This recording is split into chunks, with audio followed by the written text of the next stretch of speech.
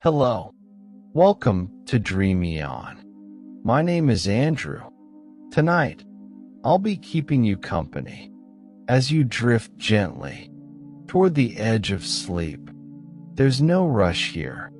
There's nothing you need to do. You don't have to hold on to every word. You can simply listen or allow the words to move past you, slowly, like pages turning in a quiet room. Now, notice where your body is resting. Let your weight sink down. Feel the surface beneath you, supporting you effortlessly, without asking anything from you. Bring your attention to your breath. Slowly breathe in through your nose. And as you breathe out, allow your body to soften just a little more. You're not listening to this story to stay awake. If sleep finds you, that's perfectly okay. When your mind begins to rest, the story has done what it was meant to do. Tonight, I'll take you inside an old library, a quiet building filled with tall shelves, dusty books, and forgotten floors no one visits anymore. A place where stories don't always stay on the page, and where some memories wait patiently to be found. This is the Lost Pages in the Library. Not only a story about books, but a story about memory, love, and the words we leave behind. Whenever you're ready, you may gently close your eyes. And as the silence of the library settles around you, as pages whisper softly in the distance, you can allow yourself to drift slowly, comfortably, into sleep. No one ever went to the third floor anymore. That's what Eleanor discovered on her first day at the Ashwood Public Library. The building was old. One of those Victorian structures with tall windows and carved wooden banisters that creaked under the weight of decades. She had taken the job because she needed the quiet, needed the distance from everything that had happened before. The library offered both. Her supervisor, Mrs. Calloway, was a woman in her 70s with silver hair pulled into a neat bun. She showed Eleanor the main floor, the children's section, the reference desk. But when they reached the staircase leading upward, Mrs. Calloway simply said, "The third floor is storage. Old donations, mostly. Nothing anyone requests anymore." Eleanor nodded. She didn't ask why. People who worked in old buildings always had floors they didn't talk about. The first 2 weeks passed in a gentle rhythm. Eleanor shelved books, helped patrons find obscure titles, and drank tea during her lunch break while watching the oak trees outside sway in the autumn wind. The library smelled of paper and time, a scent that made her feel both melancholy and safe. It was on a Thursday afternoon, when rain drummed against the windows, that she first heard it. A soft sound, almost like pages turning. She was alone on the second floor, replacing books in the history section, when the sound drifted down from above.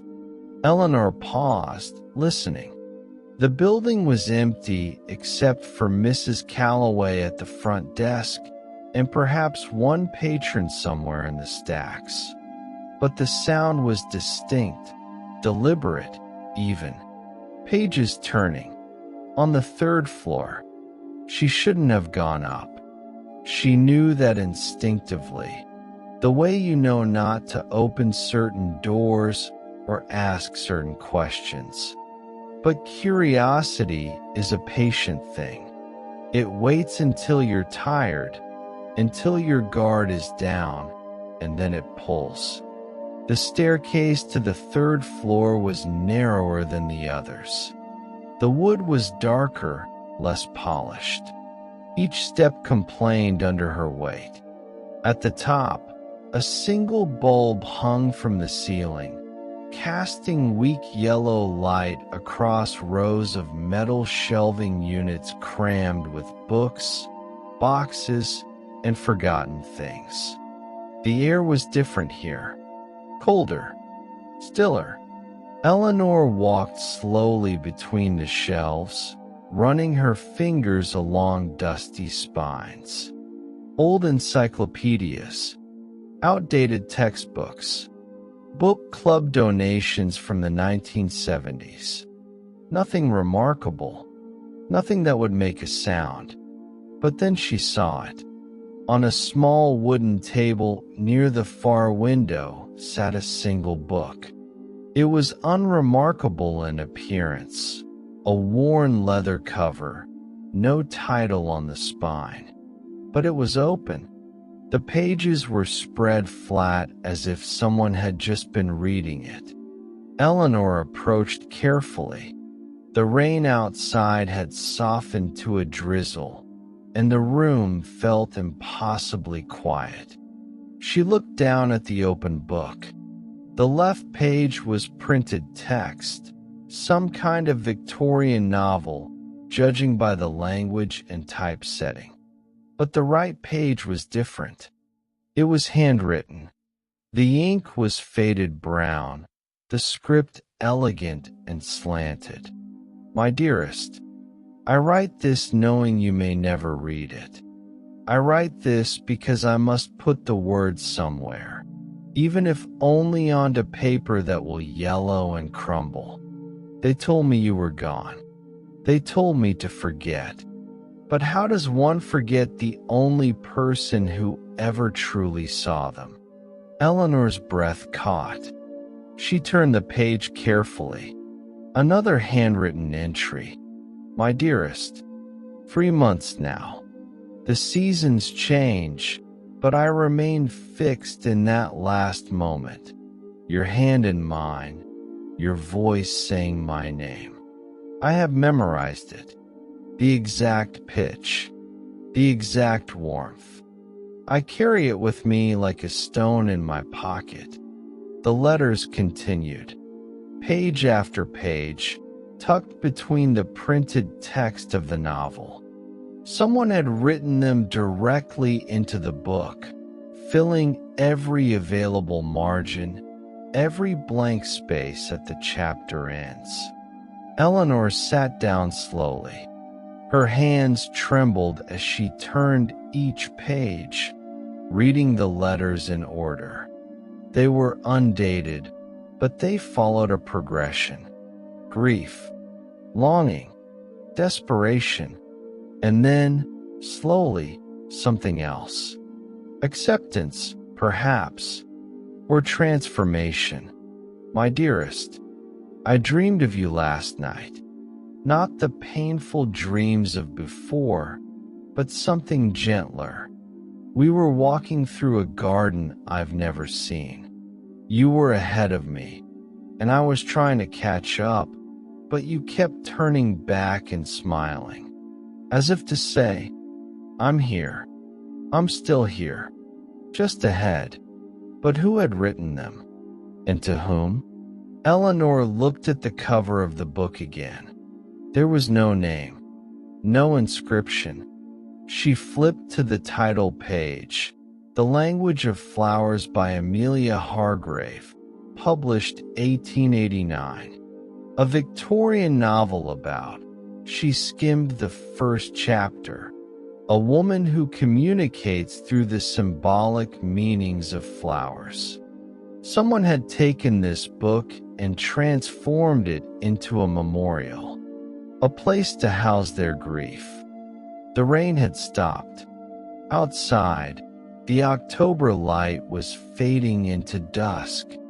Eleanor realized she'd been sitting there for over an hour. She should go back downstairs. Mrs. Calloway would wonder where she'd gone. But before she left, she noticed something else.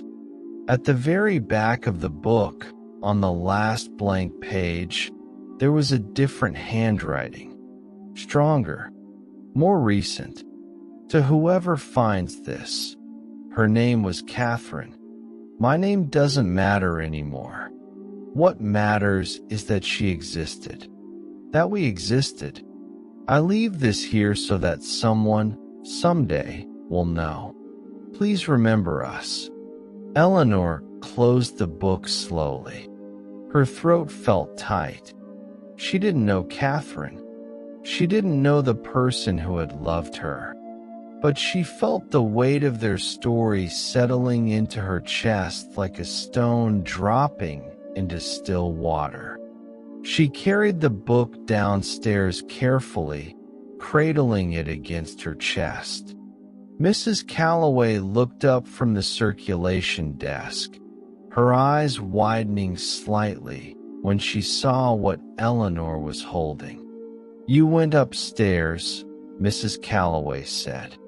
It wasn't a question. "I heard something," Eleanor said. "I found this." Mrs. Calloway's expression softened.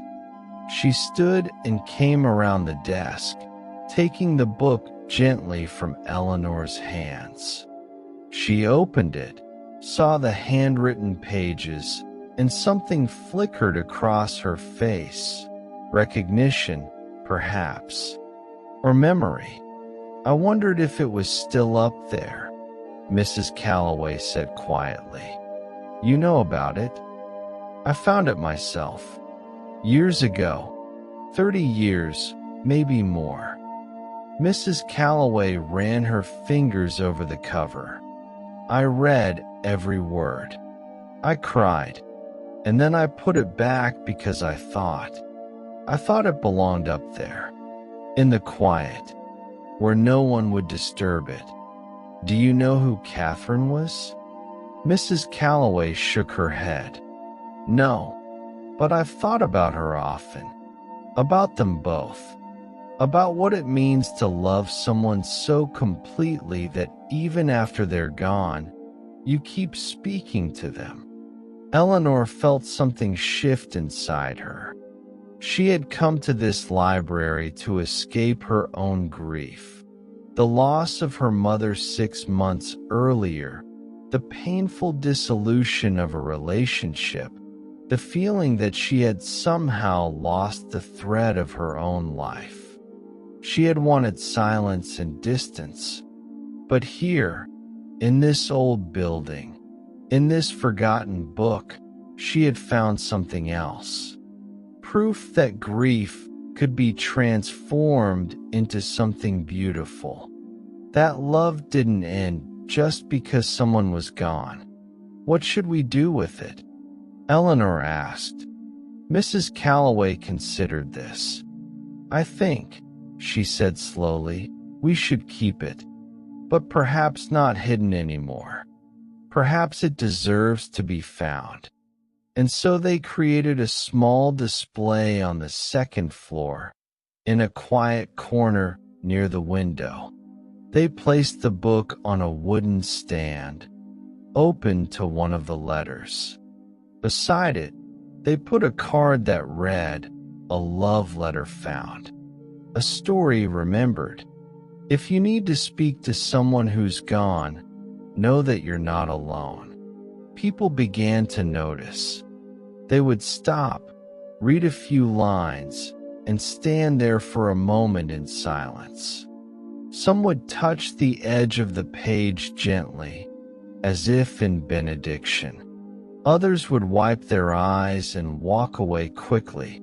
But something unexpected began to happen. People started leaving their own letters.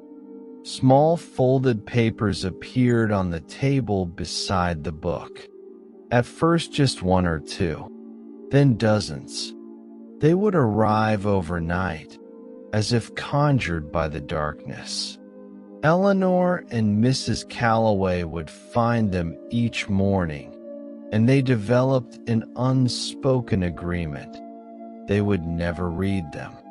These were private conversations, sacred things. They bought a wooden box with a slot in the top and placed it beside the book. The letters continued to arrive. To my father, I'm sorry I never said it enough. I love you. To Sarah, 20 years later, I still miss you every day. To the baby I never got to meet, I would have loved you so much. Eleanor watched this transformation with a sense of wonder. The library had become a kind of temple, a place where grief could exist without shame, where love could be spoken aloud, even to those who could no longer answer. She began to spend more time on the third floor, sorting through the other books and boxes. Mrs. Calloway had been right. Most of it was donations, outdated materials, things no one wanted anymore. But Eleanor started to look more carefully, and she began to find other things. In a 1920s cookbook, pressed flowers, brittle and brown, but carefully preserved between wax paper. In a collection of Wordsworth poems, a photograph of two young men in military uniforms, their arms around each other's shoulders, smiling at the camera.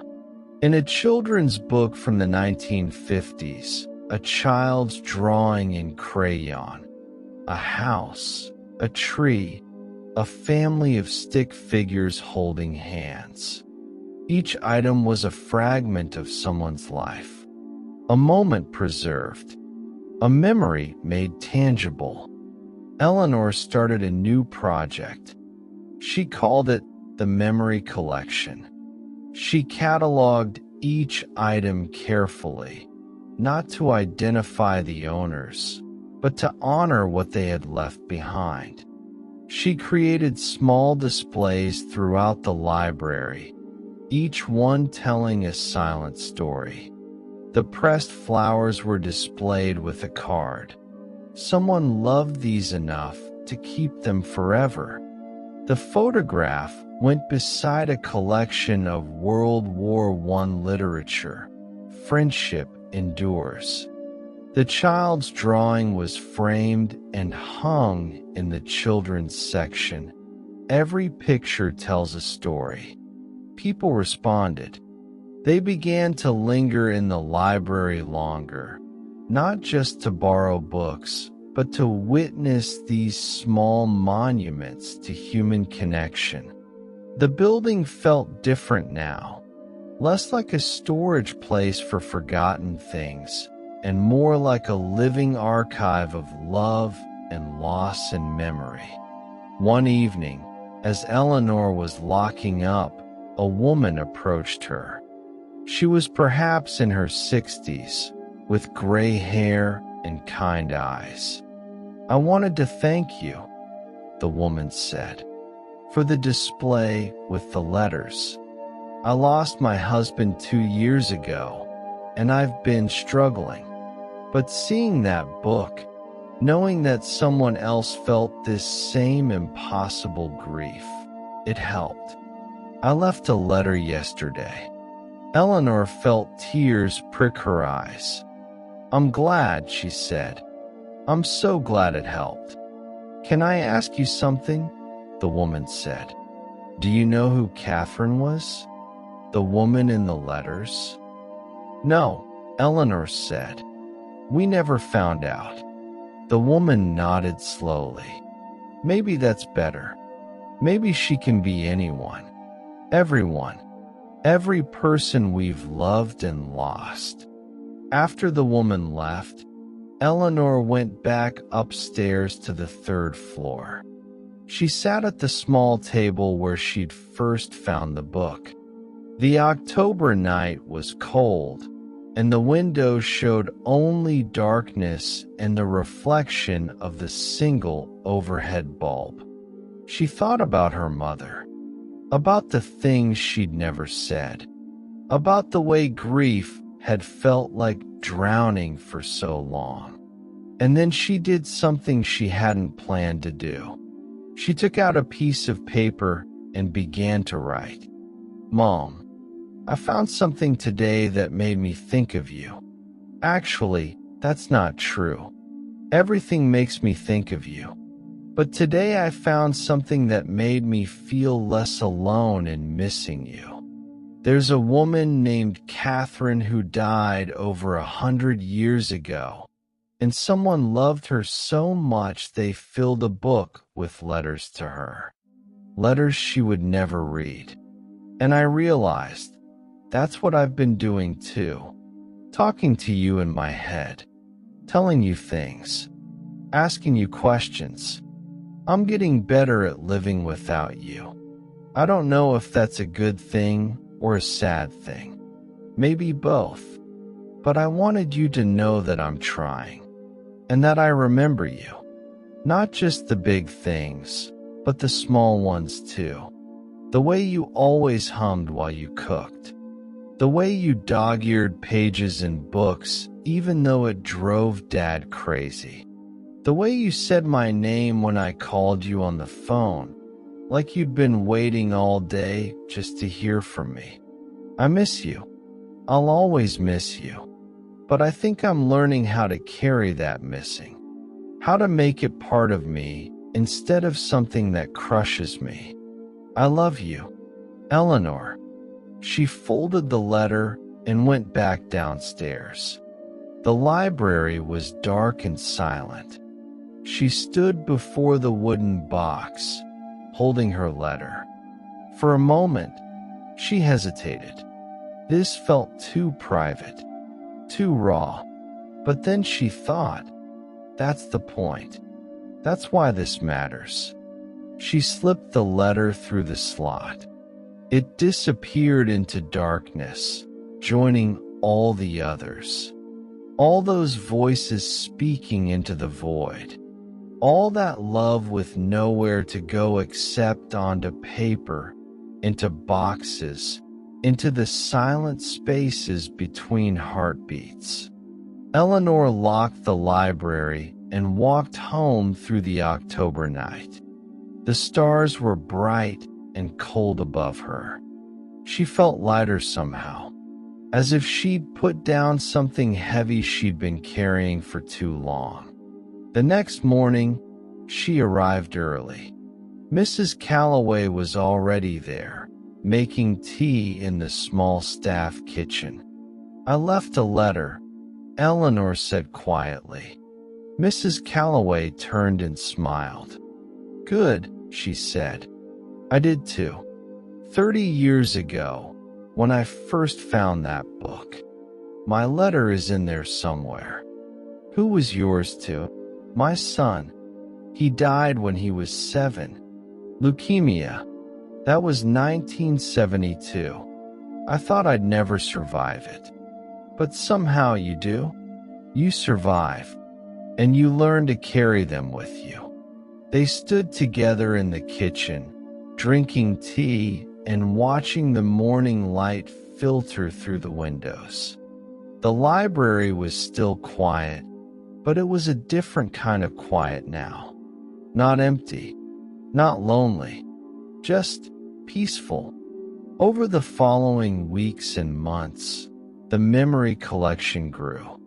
People donated their own forgotten treasures, a ticket stub from a first date, a handwritten recipe, a letter from a friend who'd moved away and never written again. Eleanor cataloged each one carefully. She began to see patterns, ways that people tried to hold on to what they loved, ways that memory worked like archaeology, burying things in layers, waiting for someone to excavate them and bring them back to light. She also noticed something else. She was healing. The sharp edges of her grief were beginning to smooth. She could think about her mother without feeling like she was falling. she could remember without drowning. One day in late November, as the first snow began to fall, Eleanor was working on the third floor when she noticed something odd. The book, The Language of Flowers, was on the display downstairs, but there was another copy up here. Same edition, same year. She pulled it from the shelf and opened it carefully, and gasped. More letters, different handwriting. My dear Thomas, they say you're gone, but I feel you still. In the morning light, in the evening wind. You are everywhere and nowhere, and I am lost in the space between. Another story, another grief, another love that refused to die. Eleanor sat down slowly. How many books in this library held secrets like this? How many fragments of human hearts were scattered through these shelves, waiting to be found? She spent the rest of the day searching. She found 4 more books with letters tucked inside, a volume of Tennyson poems, a guide to bird watching, a cookbook from 1903, a mystery novel from the 1940s with a wedding announcement folded between its pages. Each one held someone's private conversation with the dead or with the past. That evening, she showed Mrs. Calloway what she'd found. "Oh my," Mrs. Calloway whispered, reading through the letters carefully. "I never knew. All these years, and I never knew." "What should we do?" Eleanor asked. Mrs. Calloway was quiet for a long time. Finally, she said, "I think we should honor them. All of them. Create a proper memorial." They worked together over the next month. They cleaned out a small room on the 3rd floor, a room that had once been a reading nook but had long since been converted to storage. They painted the walls a soft blue-gray. They installed warm lighting and comfortable chairs. They lined the walls with shelves. And on those shelves, they placed all the books they'd found that contained letters, photographs, pressed flowers, drawings, notes. They added blank journals with a simple instruction: write to someone you've lost. Leave your words here. You are not alone. They called it the memory room. On the day it opened, they didn't advertise. They didn't make a big announcement. They simply unlocked the door and put up a small sign at the base of the stairs. 3rd floor, memory room. A space for grief, love, and remembering. People found it. Slowly at first. One person, then another. They would climb the stairs hesitantly, unsure what they'd find. And then they would sit in the quiet room and read the letters of strangers who had felt what they felt, who had loved and lost, who had survived. And many of them would open one of the blank journals and begin to write. Eleanor would find the journals filled with entries, hundreds of them, thousands eventually. "I never said goodbye properly. I'm sorry for the fight we had before you left. I hope wherever you are, you're proud of me. I'm teaching my daughter your recipes. She'll know you through the food you made. 20 years without you, and I still set the table for 2 sometimes." The memory room became something Eleanor had never anticipated. Not just a place of grief, but a place of community. People who had lost partners began to meet there, sharing their stories.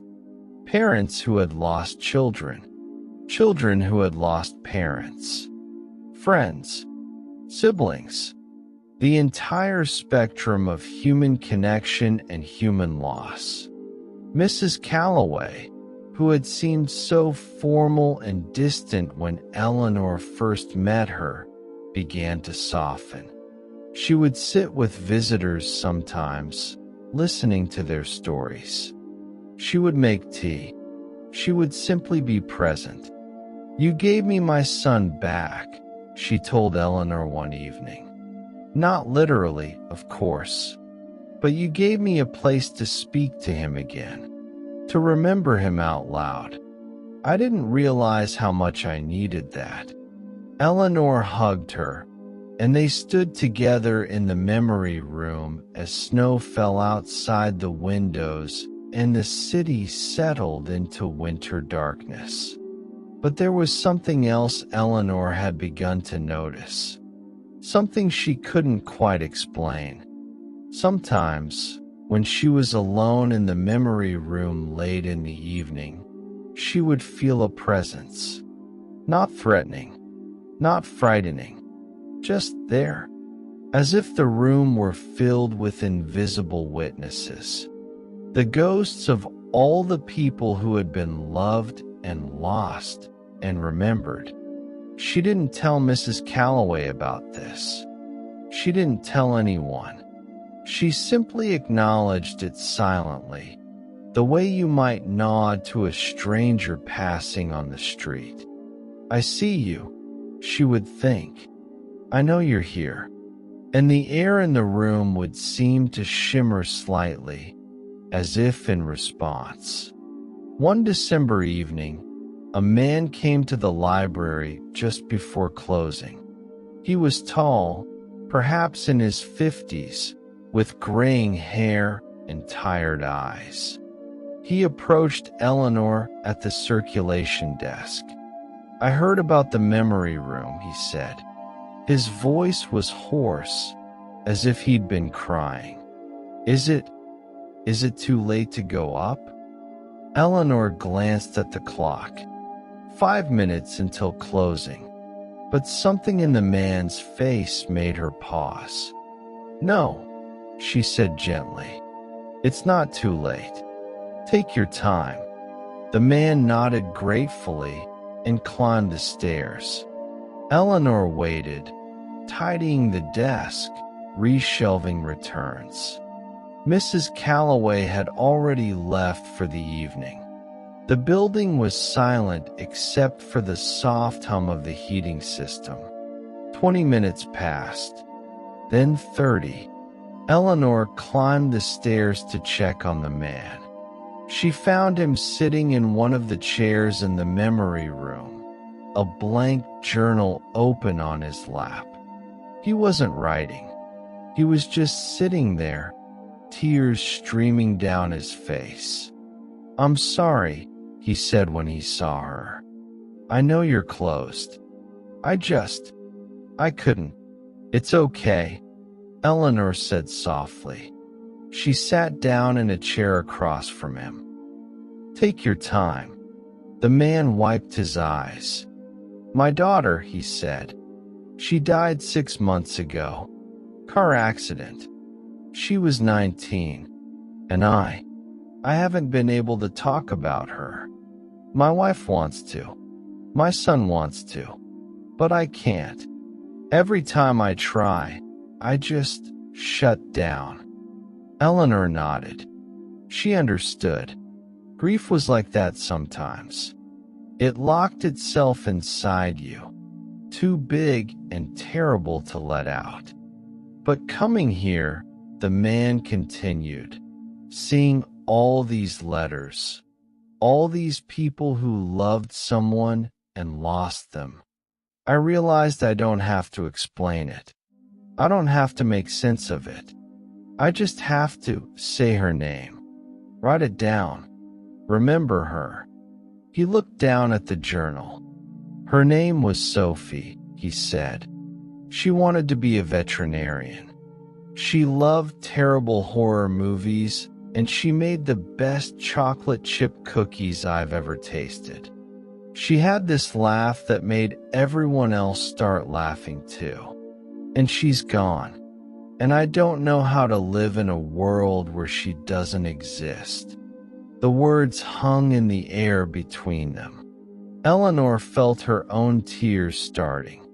"She sounds wonderful," Eleanor said. She was. The man's voice broke. She really was. They sat together in silence. Outside, snow was falling again, muffling the sounds of the city. The memory room felt like a place outside of time, a sanctuary. Finally, the man began to write. Eleanor left him there, returning to the main floor. She waited another hour, reading at the circulation desk, giving him the space he needed. When he finally came down, his eyes were red, but his face was calmer, peaceful almost. "Thank you," he said. "I needed this. I didn't even know I needed it, but I did." "You're welcome," Eleanor said.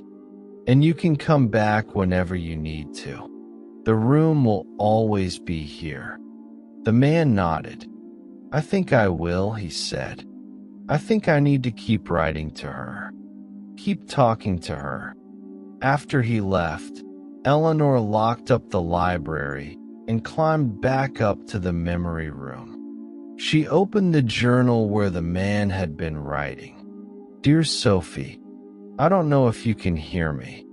I don't know if there's anything after this, but I need to talk to you. I need to tell you about all the things I should have said when you were alive. I'm proud of you. I'm so proud of you. You were brave and kind and funny and smart. You made the world better just by being in it. And I'm sorry I didn't tell you that more often. I'm sorry I was always too busy or too tired or too distracted. I love you. I love you so much. And I miss you every single second of every single day. Dad." Eleanor closed the journal gently. She stood in the center of the room, surrounded by all these voices, all these expressions of love and loss. And she thought, this is holy ground. This is what churches should be. Not buildings where people come to worship a distant God, but places where they come to honor the people they've loved, the people who shaped them, the people who live on in their hearts. She turned off the lights and descended the stairs, locking the door behind her. But she could still feel it, that presence, that sense of invisible witnesses. The dead were there, in that room, not haunting it, inhabiting it, making it sacred with their absence and their memory. That Christmas, Eleanor went home to visit her father. She hadn't seen him since the funeral. The house felt strange without her mother, too quiet, too empty. Her father had aged in the 6 months since she'd seen him. His hair was grayer, his movement slower. They sat together on Christmas Eve, drinking the spiced wine her mother used to make. "I've been working on something," Eleanor said. "At the library, a project about memory and loss." She told them about the letters, about Catherine, about the memory room, about all the people who had come there to speak to their dead. Her father listened quietly. When she finished, he was silent for a long moment. Then he said, "Can I tell you something? Every night before I go to sleep, I talk to your mother. Out loud. I tell her about my day, about you, about the things I'm worried about or grateful for. I know she can't hear me, but I need to say the words anyway." "That's not crazy," Eleanor said softly. "That's love. I thought I was losing my mind." "You're not. You're just keeping her with you. And that's okay. That's beautiful, actually. Her father's eyes filled with tears. I miss her so much, he said. Every day, every moment. The house is so empty without her. I know, Eleanor said. I miss her too. They sat together in the comfortable silence of shared grief. And for the first time since her mother died, Eleanor felt like she and her father were on the same side of something. Not separated by pain, but united in it. Come visit me, Eleanor said. Come see the memory room. I think you might want to write to her. To Mom. Her father nodded slowly. I'd like that, he said. I'd like that very much. 2 weeks later, her father made the drive to visit. Eleanor met him at the library on a Saturday afternoon. The building was busy, people browsing the stacks, children attending a storytime session, teenagers studying at tables. But when they climbed the stairs to the 3rd floor, the noise fell away. The memory room was quiet. Only 2 other people were there. An elderly woman writing in one of the journals, and a young man sitting with his eyes closed, just breathing. Eleanor showed her father around. She showed him the original book with Catherine's letters. She showed him the other items people had left, photographs, ticket stubs, dried flowers, small objects that had belonged to the dead. Her father moved slowly through the room, taking it all in. Finally, he sat down in one of the chairs and opened a blank journal. Eleanor left him there. She went downstairs and helped Mrs. Calloway at the circulation desk, processed returns, answered questions. An hour passed, then 2. When her father finally came down, his face was wet with tears, but he was smiling. He started, then stopped. I don't have words for what that was. But thank you. Thank you for creating that space. They had dinner together that evening at a small Italian restaurant near Eleanor's apartment. Her father seemed lighter somehow, as if writing to her mother had lifted a weight he'd been carrying. I'm going to come back, he said. Once a month, maybe. I need to keep talking to her.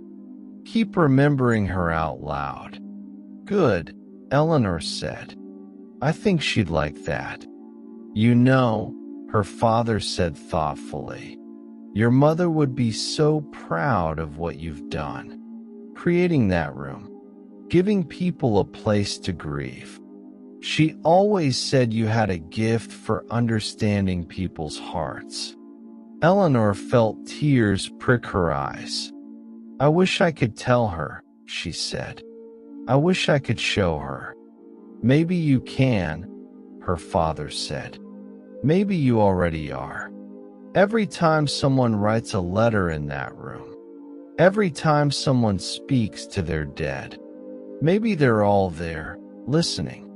Maybe your mother is there too. Eleanor thought about the presence she sometimes felt in the memory room, the sense of invisible witnesses. Maybe her father was right. Maybe the dead did linger in the places where they were remembered, not as ghosts, but as echoes, ripples in the fabric of love and memory. When she returned to work after the holidays, Eleanor found that the memory room had continued to grow. More journals had been filled. More people had left objects, a watch that had belonged to a grandfather, a bracelet from a best friend who had died young, a stuffed animal that had once belonged to a stillborn baby. Each item was a window into someone's grief, a portal into their love. But there was something else that had appeared while she was gone. A letter addressed to her. Eleanor opened it with trembling hands. Dear Eleanor, you don't know me, but I wanted to write to you. My name is James. I'm the man who came to the memory room in December, the one whose daughter Sophie died. I've been coming back every week since then. I sit in that room and I write to Sophie. I tell her about my day. I tell her about the things that are happening in the world. I tell her about her little brother, who's struggling with his grief. I tell her about her mother, who cries in the shower so we won't hear her. And something strange has started to happen. I've started to feel okay. Not good, not healed, but okay. Like I can survive this. Like the weight of her loss isn't going to crush me after all. Your memory room saved my life. I want you to know that. I was drowning in grief, and you threw me a lifeline. You gave me a place to speak her name, to remember her, to love her even though she's gone. Thank you. From the bottom of my broken heart, thank you. James. Eleanor read the letter 3 times. Then she carefully filed it away in a box she'd started keeping. A box of thank you notes and messages from visitors to the memory room. She didn't read them often. They weren't for her, really, but she kept them as evidence. Proof that this mattered. That memory mattered. That love mattered, even after death. The winter passed into spring. The memory room continued to grow. More journals, more letters, more people climbing the stairs to speak to their dead. And Eleanor noticed something else. The people who came to the memory room started to connect with each other. They would arrive as strangers and leave as something else. Not quite friends, but connected by their shared understanding of loss. A support group formed organically. People who had lost children began meeting on Thursday evenings. They would sit in the memory room and talk about their grief, their anger, their guilt, their love. Eleanor and Mrs. Calloway would make tea and provide tissues, but mostly they just held space. They witnessed. Another group formed for people who had lost partners. Then one for people grieving suicide. Then one for people who had lost siblings. The memory room became a hub of connection, a place where grief wasn't something to be managed or overcome, but something to be honored and shared. One April evening, Eleanor was locking up when she heard voices from the 3rd floor. The Thursday night group, parents who had lost children, was running late. She climbed the stairs quietly. The door to the memory room was ajar, and she could hear the conversation inside. The worst part, a woman was saying, is how everyone expects you to move on. Like there's a timeline for grief. Like after a year, you should be fine. But I'm not fine. I'll never be fine. I know, another voice said. People keep telling me that time heals all wounds. But it doesn't. It just teaches you how to live with the wound. That's what this room does for me, a third voice said. It reminds me that I don't have to heal. I just have to survive. And remember. And love. There was a long silence. Then someone said, Should we write tonight? Eleanor heard the sound of journal pages turning, pens being uncapped, and then silence as the parents wrote to their dead children. She stood outside the door, tears streaming down her face. This was what healing looked like. Not moving on, not forgetting, but finding a way to carry the unbearable. Together, she descended the stairs quietly and waited in the main floor until the group emerged an hour later. They looked tired but peaceful. They nodded to her as they left, their faces showing the kind of exhaustion that comes from emotional work. After they were gone, Eleanor climbed back up to the memory room. She opened one of the journals to see what had been written. "Dear Michael, you would have been 7 today. We went to your grave and released balloons, the way we do every year. Blue ones, your favorite color. Your little sister asked where they go. I told her they go to heaven, to you. She liked that. I wonder what you would have been like at 7. Would you still have loved dinosaurs? Would you have learned to ride a bike yet? Would you have started losing your teeth? I'll never know. And that's the hardest part. Not just that you're gone, but that I'll never know who you would have become. I love you. Happy birthday, sweetheart. Mom." Eleanor closed the journal. She stood in the center of the room, feeling that familiar presence, the sense that the walls were listening, that the dead were there, bearing witness to the love that refused to let them go. "Thank you," she whispered to the empty air. "Thank you for letting us remember you."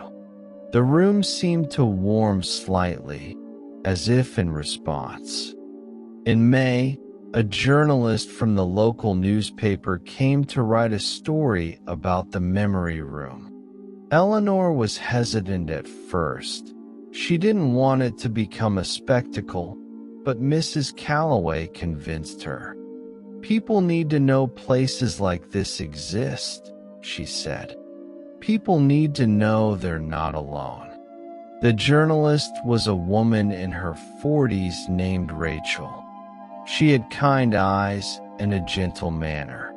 She interviewed Eleanor and Mrs. Calloway, asking about how the memory room had started, what it meant to them, what they'd learned from the people who visited. "What surprised you most?" Rachel asked. Eleanor thought about this. "How universal it is," she said finally. "Grief, I mean. Everyone experiences it differently, but the core of it is the same. The desire to keep loving someone even after they're gone. The need to speak their name, to remember them out loud. And what do you hope people take away from the memory room?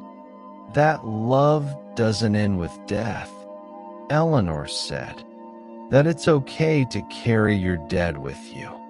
That memory is a form of immortality." The article ran on a Sunday. By Monday morning, there was a line of people waiting outside the library when Eleanor arrived to open it. She panicked briefly, thinking they were there for the memory room, that it would be overwhelmed, that the quiet, sacred space would be destroyed. But the people were patient. They waited their turns. They climbed the stairs one at a time or in small groups. They spent time in the room and then left quietly, as if they'd just come from a place of worship, which Eleanor realized they had. Over the next weeks, visitors came from neighboring towns, then from across the state. People who had read the article and felt called to this place. They brought their grief like offerings. They wrote in the journals. They left photographs and mementos. They sat in the chairs and wept or simply breathed, surrounded by the accumulated love of strangers. Eleanor and Mrs. Calloway had to establish some gentle guidelines. The room could only hold so many people at once.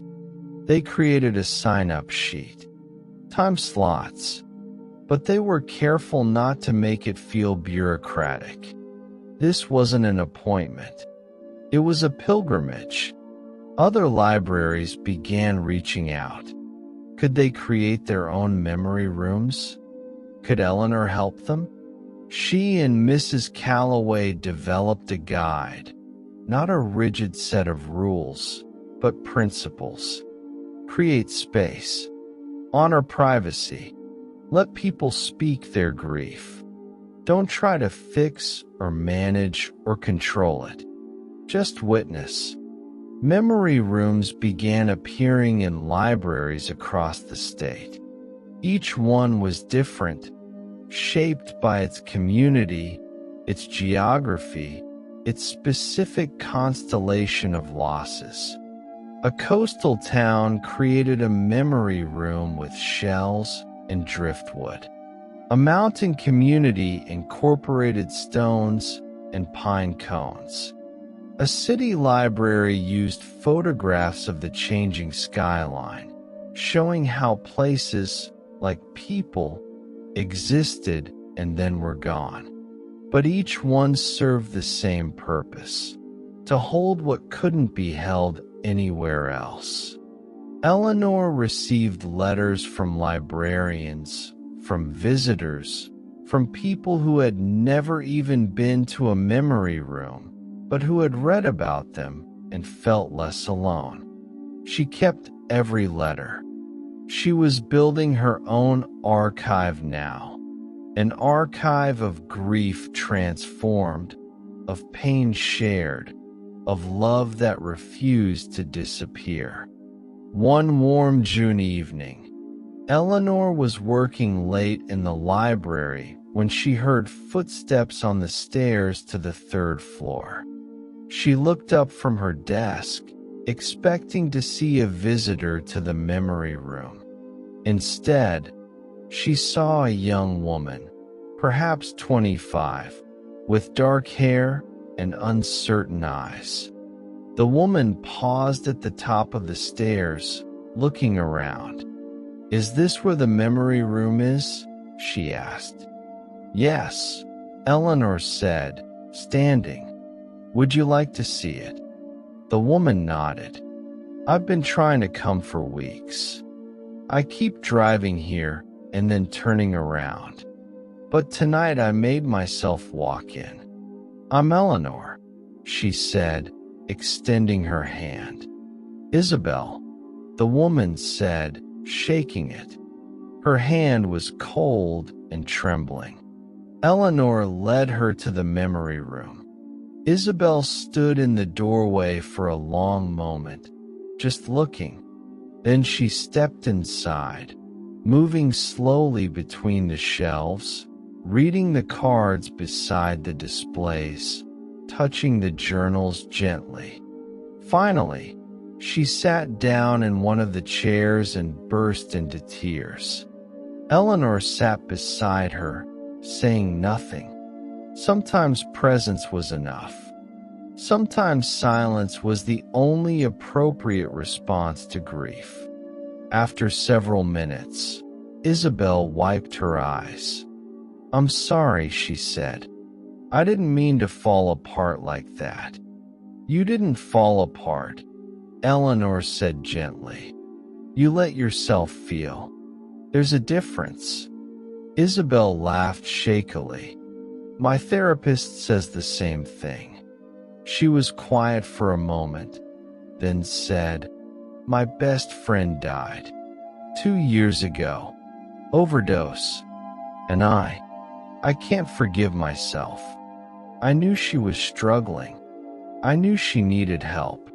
But I was busy with work, with my own life.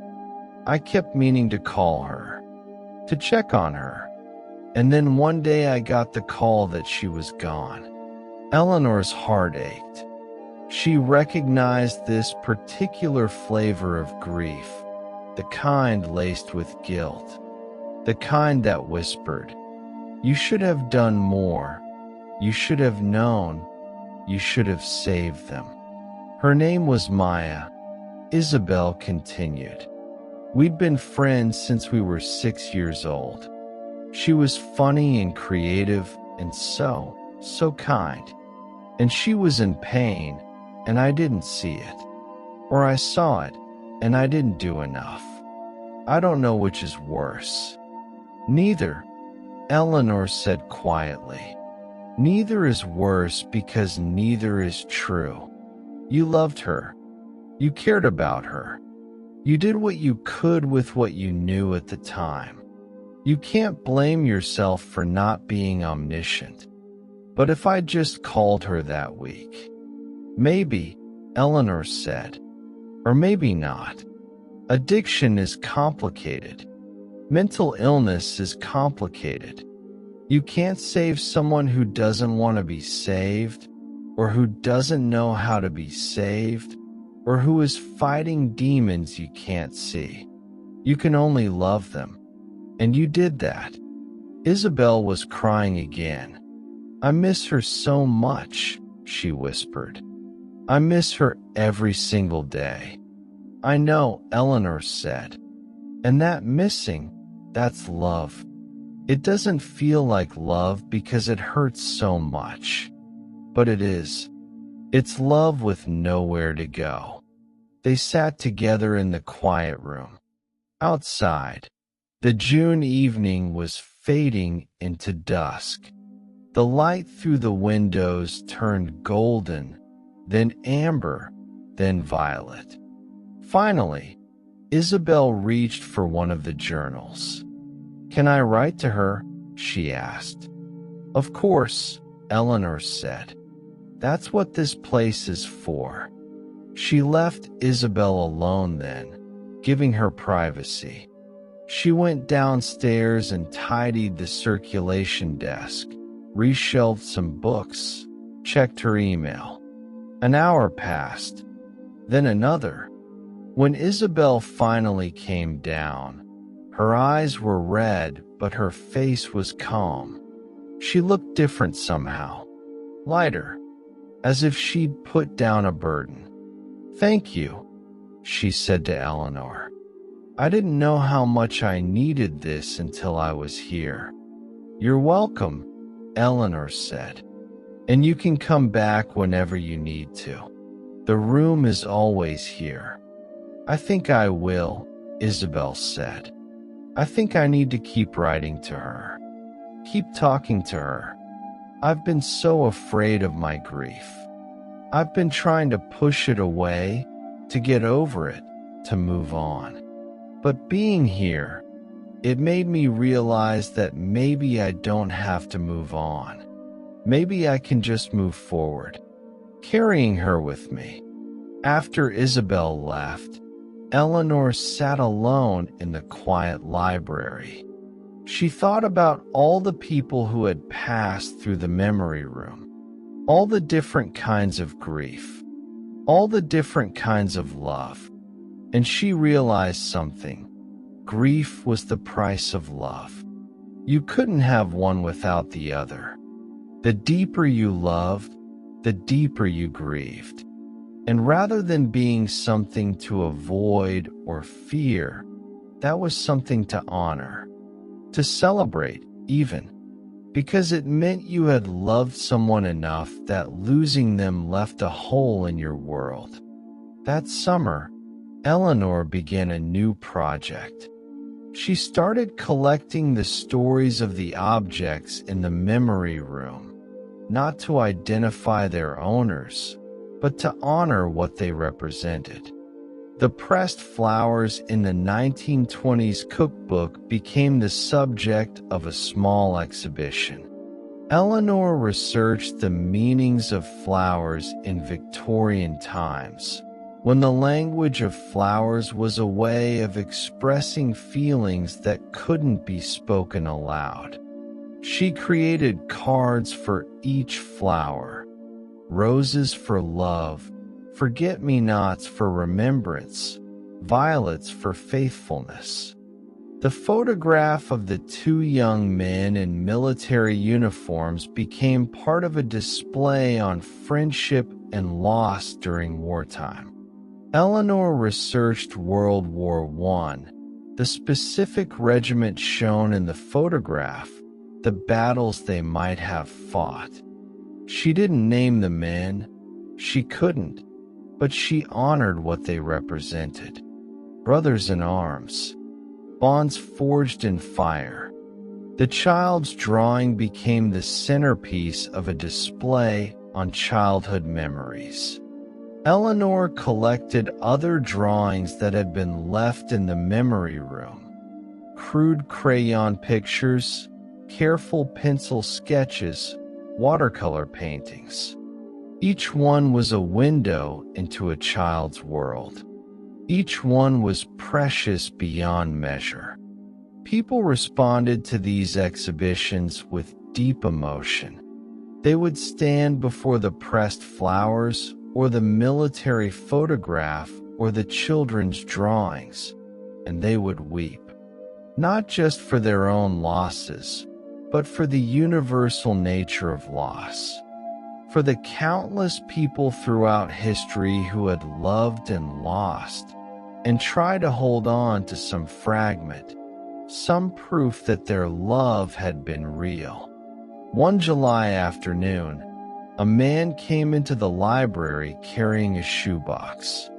He was elderly, perhaps in his 80s, with liver-spotted hands and cloudy eyes.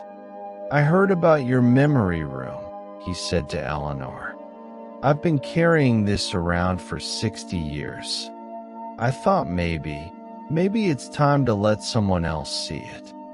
He opened the shoebox. Inside were letters, dozens of them, tied together with a faded ribbon.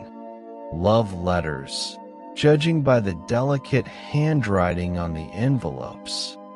"These are from my wife," the man said. "Margaret. We met during the war. She wrote to me every day while I was overseas. When I came home, we got married. We had 55 years together before she died." His voice broke. "I've read these letters 1,000 times. I know them by heart, but I can't let them go. They're all I have left of her voice, her thoughts, the way she loved me." Eleanor looked at the letters. They were fragile with age, the paper yellowing, the ink fading. But they were clearly treasured, clearly loved. "Would you like to leave them here?" she asked gently. "In the memory room?" The man nodded, tears streaming down his weathered face. "I want people to know," he said. "I want them to know that we existed, that we loved each other, that it was real and it was beautiful and it mattered.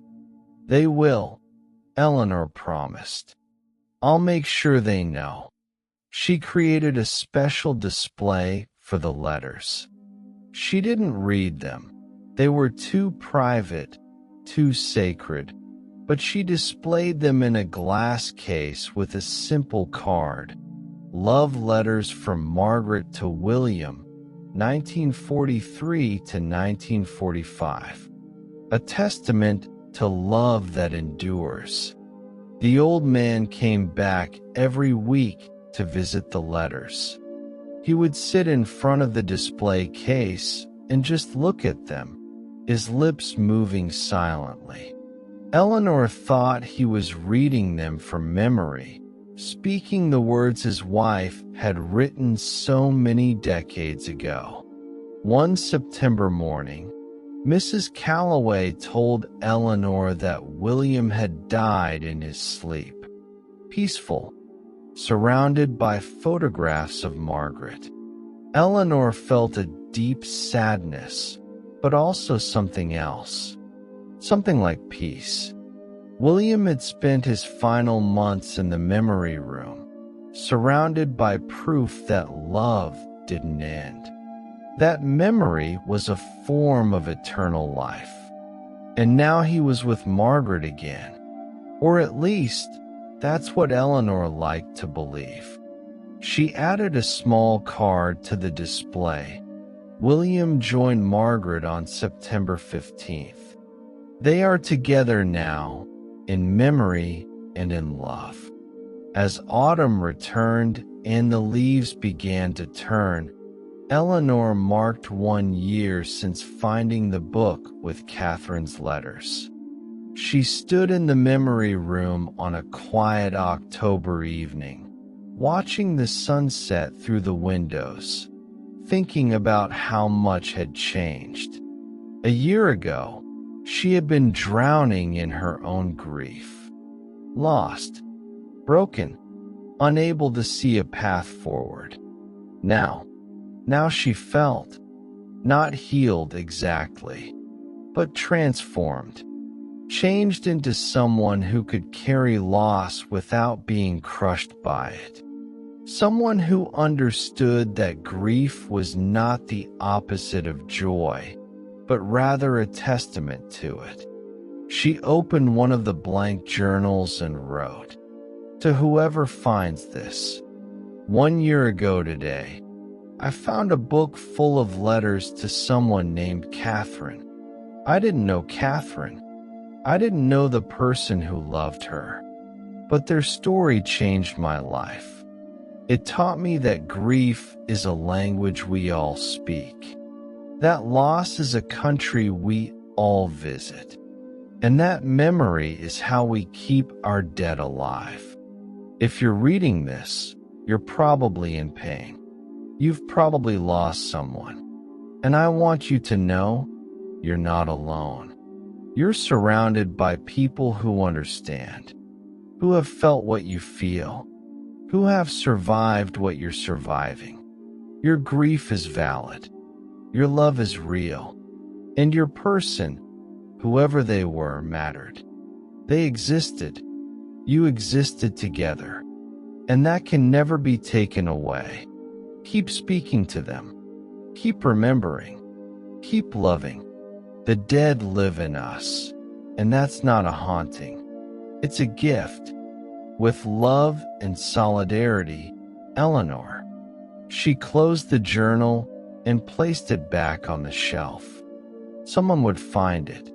Someone would read it. And maybe, for just a moment, they would feel less alone. The memory room had become more than Eleanor ever imagined. It was no longer just a room in a library. It had become a movement, a philosophy, a way of understanding grief that honored rather than pathologized it. Libraries across the country now had memory rooms. Support groups had formed. Online communities connected people who were grieving, who needed to speak to their dead, who wanted to remember out loud. And at the center of it all was Catherine, a woman who had died over 100 years ago, whose name Eleanor didn't even know for certain, whose story was a mystery, but whose love had started everything. One evening in late October, Eleanor was locking up when she noticed a new book on the display table. It was old, leather-bound, similar to the original book with Catherine's letters. But it wasn't one she recognized from the collection. She opened it carefully.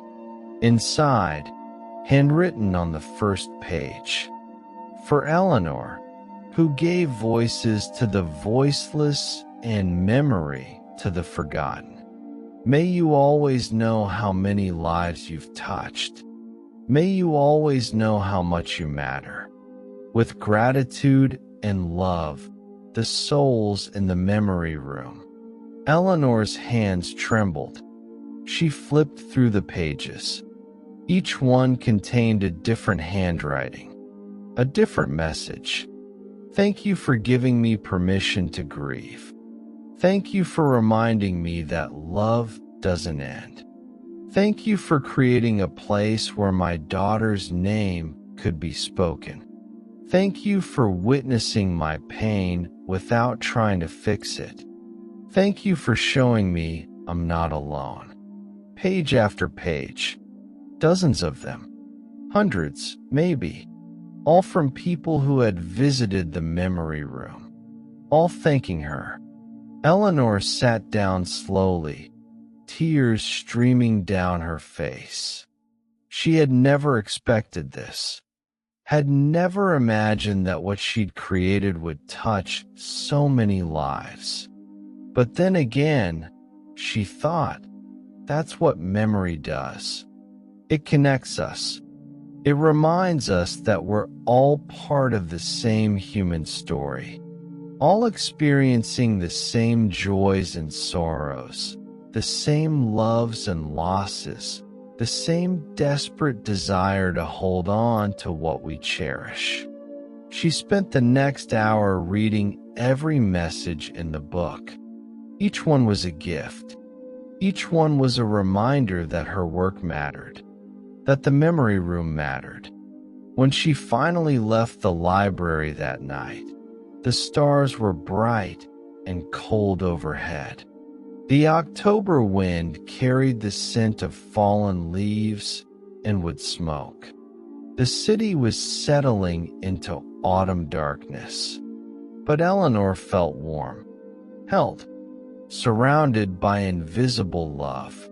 She thought of her mother, of Catherine, of all the dead who lived on in memory, and she knew with certainty that they were all there, walking beside her, watching over her, proud of what she'd created.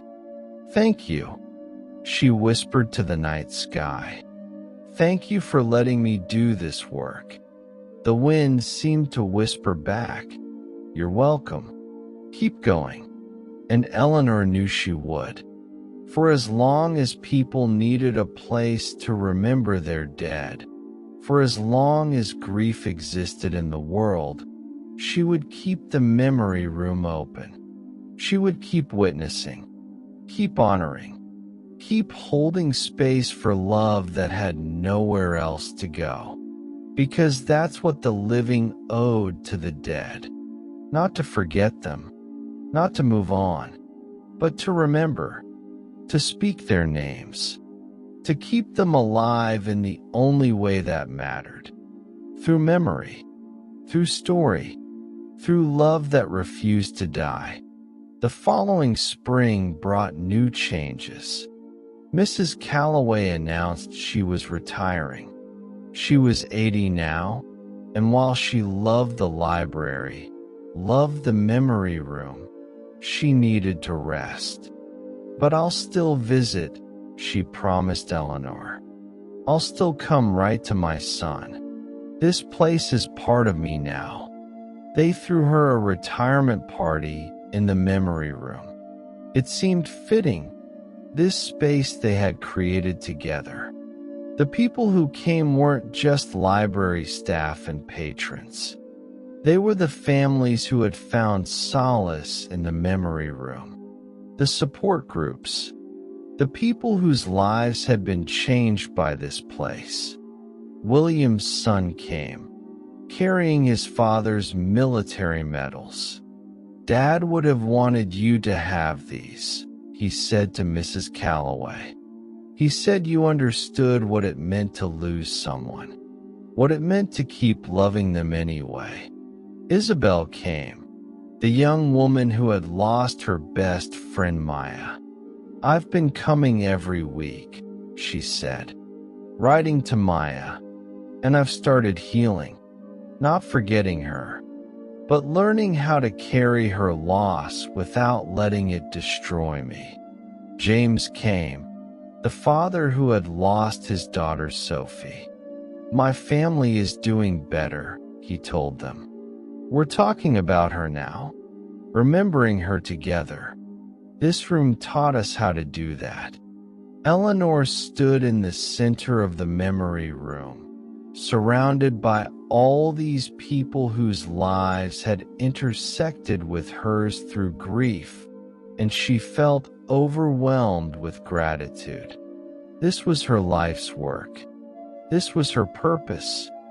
After Mrs. Calloway's retirement, the library board offered Eleanor a new position, Director of Memorial Services.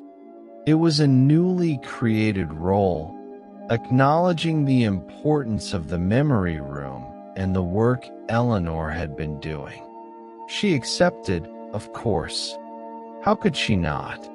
With the new position came new responsibilities and new opportunities. Eleanor began developing programming around grief and memory. She brought in speakers, therapists, philosophers, poets, religious leaders from various traditions, all of them talking about loss, about memory, about how humans have always tried to bridge the gap between the living and the dead.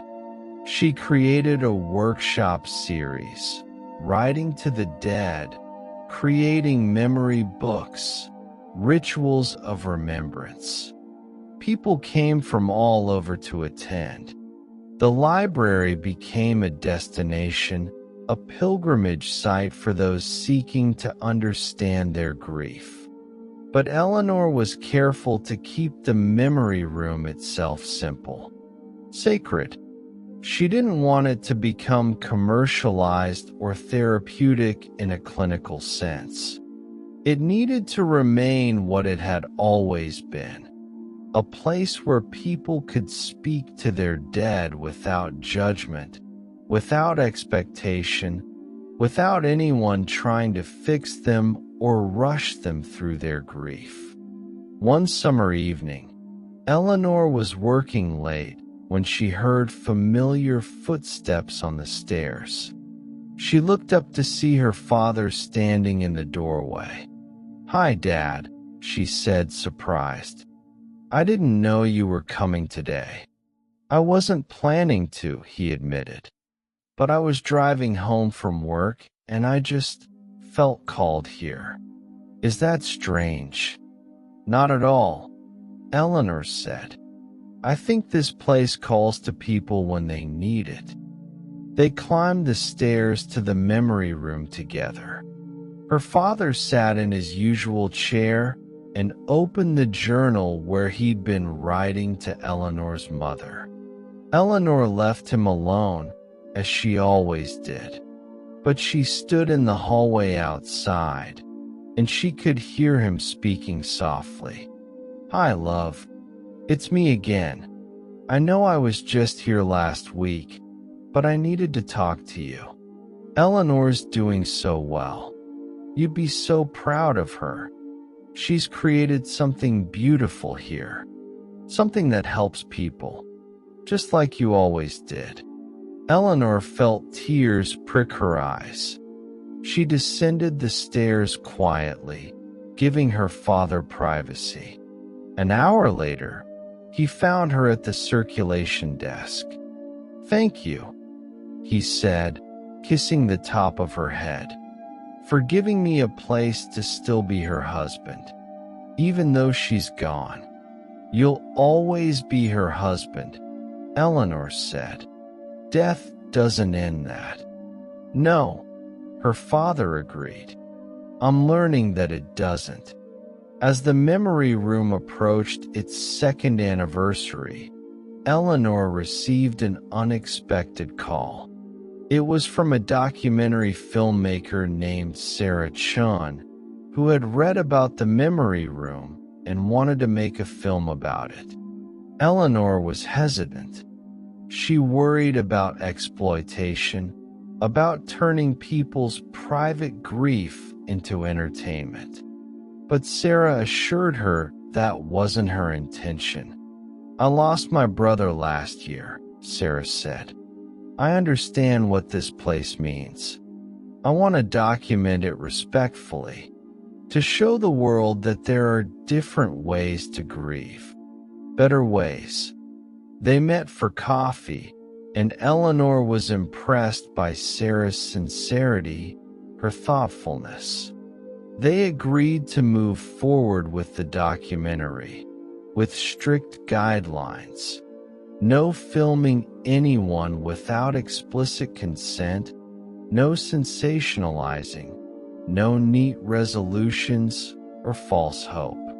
Just honest documentation of what the memory room was and what it meant to people.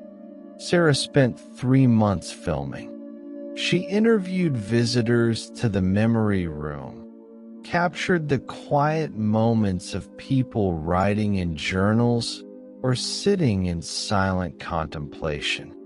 She spoke with Mrs. Calloway about her son, with Eleanor about her mother, with James about Sophie. The resulting documentary, titled Speaking to the Dead, The Memory Room Project, premiered at a small film festival that fall. Eleanor attended, nervous about how the memory room would be portrayed. But Sarah had kept her promise. The film was beautiful and heartbreaking and true. It didn't shy away from the rawness of grief, but it also showed the healing that came from having a space to honor it. The audience sat in silence as the credits rolled. Then, slowly, people began to stand and applaud. Many were crying. Afterward, people approached Eleanor with their own stories of loss. A woman who had lost her twin sister. A man whose son had been killed in Afghanistan. A teenager whose grandmother had raised her and recently died. All of them thanking Eleanor for creating a space that honored their grief rather than trying to cure it. The documentary was picked up by a streaming service. Suddenly, millions of people around the world were watching, learning about the memory room, about Catherine's letters, about the idea that grief could be a sacred thing rather than a problem to be solved. More libraries created memory rooms, community centers, churches, mosques, synagogues. Even some hospitals began creating spaces where families could write to loved ones they'd lost. The movement grew beyond what Eleanor could have imagined. She received emails from Japan, from Brazil, from South Africa, from people who had been inspired to create their own spaces for collective grief and memory. But through it all, Eleanor remained committed to the original memory room in the Ashwood Public Library. This was where it had started. This was where Catherine's story lived. This was home. 3 years after finding the book with Catherine's letters, Eleanor finally decided to try to find out who Catherine really was. She had resisted for so long, worried that knowing the truth might somehow diminish the mystery, the universality of the story. But she felt called to know, to honor Catherine not just as a symbol, but as a real person who had lived and loved and been grieved. She started with the book itself, The Language of Flowers by Amelia Hargrave, published in 1889. She researched the publisher, found that it was a small press in Boston. She reached out to historical societies, to genealogical databases, to archivists. And slowly, piece by piece, she began to uncover Catherine's story. Her full name was Catherine Marie Ashworth. She was born in 1862 in Boston. She never married, which was unusual for her time. She lived with her companion, a woman named Elizabeth Fairchild, in a small house on Beacon Hill. Eleanor's breath caught when she read that. Companion. In Victorian terms, that could mean anything. But in the context of the letters, the deep love expressed in them, she kept digging.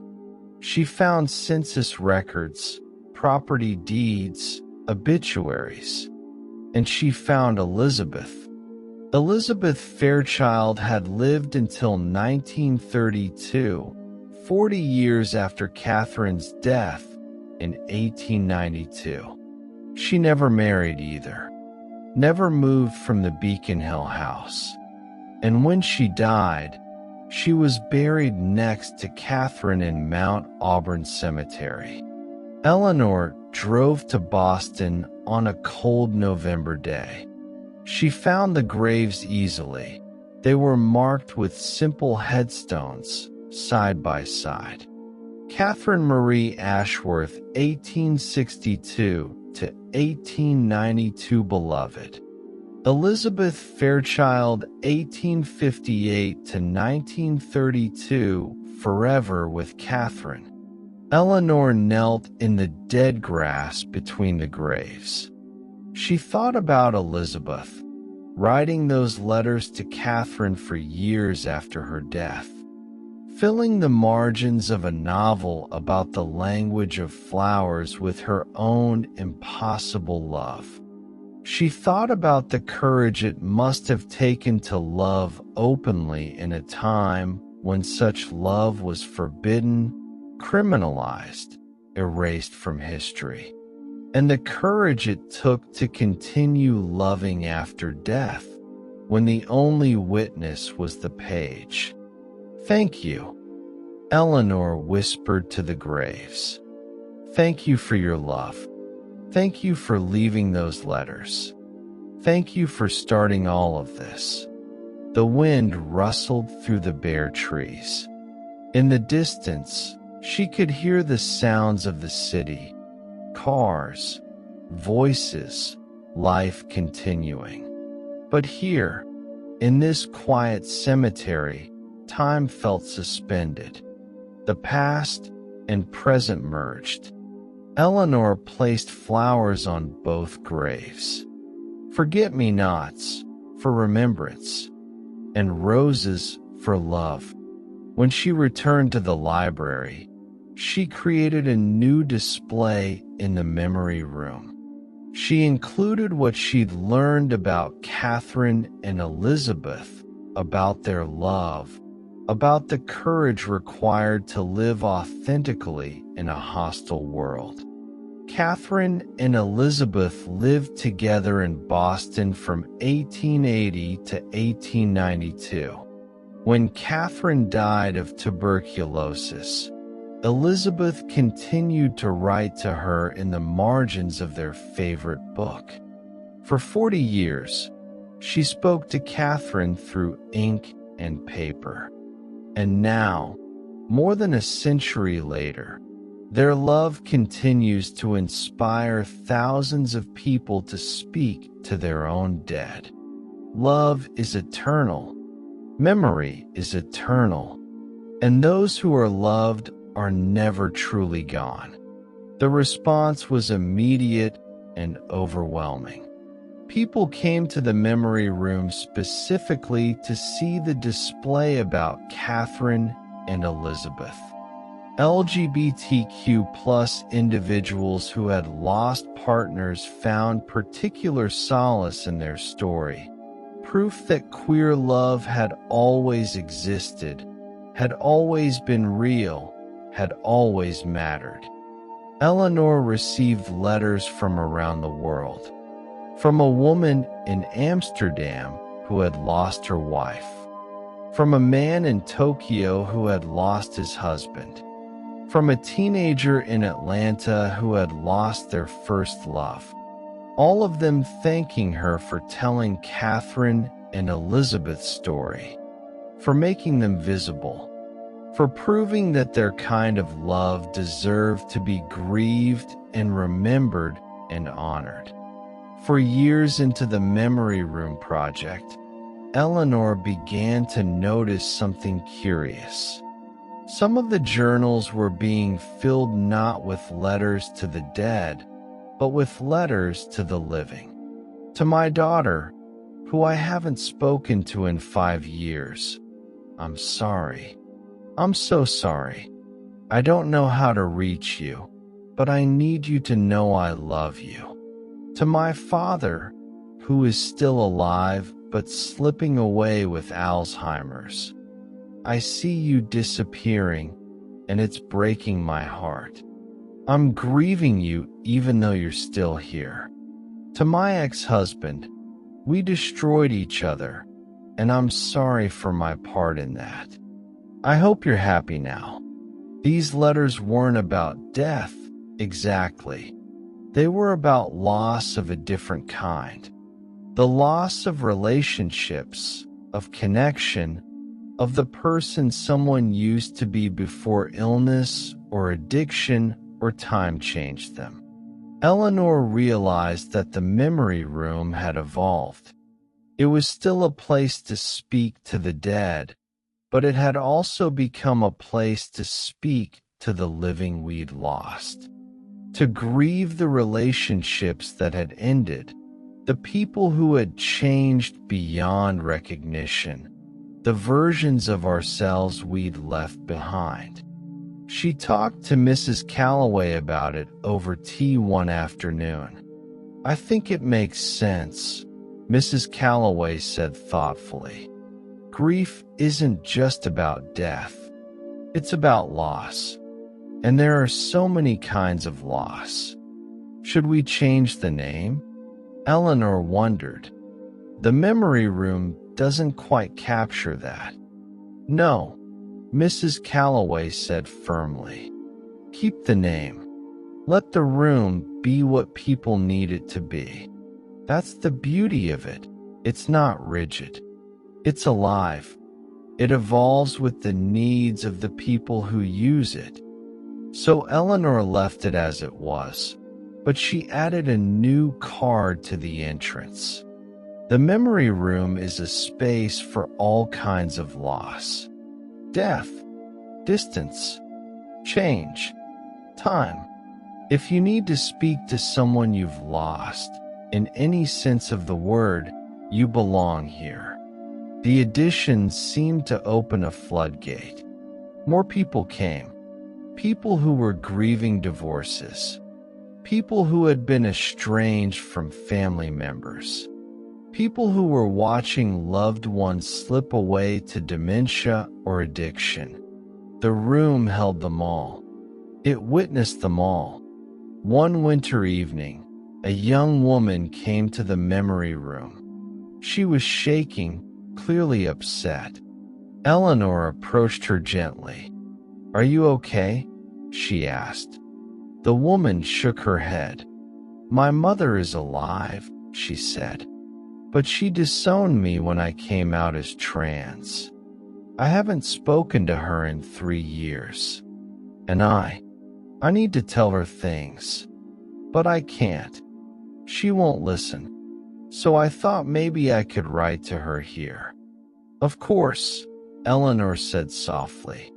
"Whatever you need to say, this is a safe place to say it."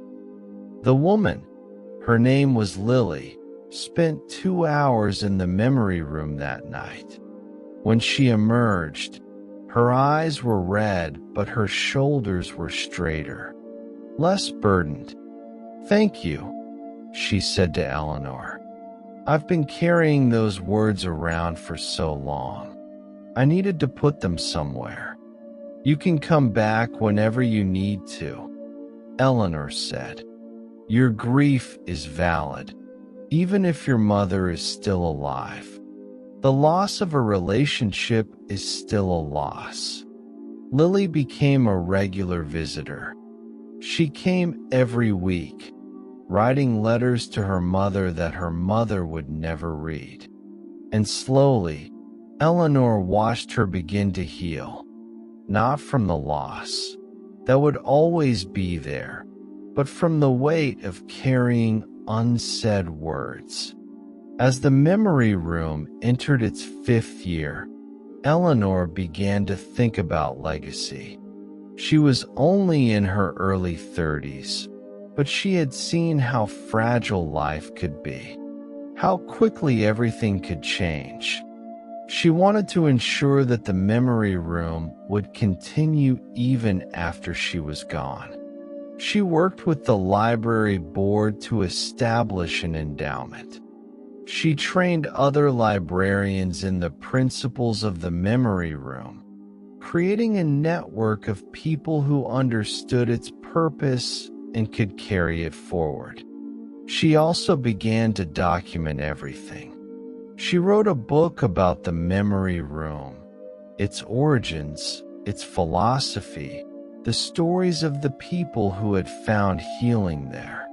She interviewed dozens of visitors, capturing their experiences in their own words. The book, titled Letters to the Dead: Finding Connection and Loss, was published by a small press and became an unexpected bestseller. It struck a chord with readers who were hungry for a different way to understand grief, who were tired of being told to move on, to get over it, to be strong. Eleanor's book gave them permission to feel, to remember, to love their dead openly and without shame. She used the proceeds from the book to expand the Memory Room program. More libraries joined the network. More support groups formed. More people found their way to spaces where grief was honored rather than pathologized. And through it all, Eleanor kept the original memory room exactly as it had always been. Simple, sacred, a place where people could speak their truth without fear. One spring morning, 6 years after finding Catherine's letters, Eleanor arrived at the library to find an elderly woman waiting on the front steps. She was perhaps 90 years old, leaning heavily on a cane. "Are you Eleanor?" the woman asked. "Yes," Eleanor said, unlocking the door. "Can I help you?" The woman's eyes filled with tears. "I'm Elizabeth Fairchild's grandniece," she said. "I heard about your memory room, about what you discovered about Catherine and Elizabeth. I've been wanting to come, but I live in California now, and the trip is difficult at my age. But I had to see it. I had to see what their love created." Eleanor felt goosebumps rise on her arms. "Please," she said, "come in. Let me show you." She led the woman, her name was Helen, upstairs to the memory room. Helen moved slowly, pausing on each step to catch her breath. But when she finally entered the room and saw the display about Catherine and Elizabeth, she began to weep. "I knew them," Helen said. "Not Catherine. She died long before I was born. But Aunt Elizabeth. I remember her. She was ancient when I was a child, but she was so kind, so gentle. And she talked about Catherine all the time, like she had just seen her yesterday." "Tell me about her," Eleanor said softly. Helen sat in one of the chairs, and for the next hour, she told Eleanor stories about Elizabeth, about how she kept Catherine's room exactly as it had been, never changing anything. About how she would set 2 places at the table even though she ate alone. About how she wore a ring on her left hand and called it her wedding ring. even though same-sex marriage wouldn't be legal for another 80 years. She loved Catherine until the day she died, Helen said. And I think she's been waiting all this time for people to know, for their love to be acknowledged. And now, because of you it is. Thousands of people know their story, know that their love was real. Eleanor was crying now too. Thank you for telling me this, she said. Thank you for trusting me with their story. No, Helen said, gripping Eleanor's hand with surprising strength. Thank you. Thank you for finding those letters. Thank you for understanding what they meant. Thank you for creating this place where love, all kinds of love, can be remembered and honored. Before Helen left, she gave Eleanor a photograph. It was old, sepia-toned, showing two women in Victorian dress standing side by side. They weren't touching. That would have been too scandalous. But the way they looked at each other spoke volumes. That's Catherine and Elizabeth, Helen said. Taken in 1890, 2 years before Catherine died. I want you to have it. I want it to be here, in the memory room, so people can see them, so they can know that love like theirs has always existed. Eleanor added the photograph to the display. Now Catherine and Elizabeth weren't just names in a story. They were real people. Their faces could be seen. Their love could be witnessed. The photograph became one of the most visited items in the memory room. People would stand in front of it for long minutes, studying the faces of the two women, seeing the love that radiated between them despite the constraints of their time. 7 years after finding the book with Catherine's letters, Eleanor received news that would change everything once more. Mrs. Calloway had passed away peacefully in her sleep.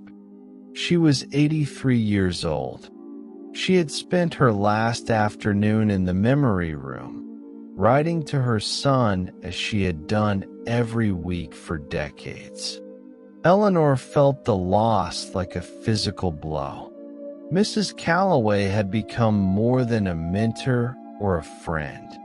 She had been a kindred spirit, someone who understood grief in all its complexity, someone who had taught Eleanor that healing didn't mean forgetting.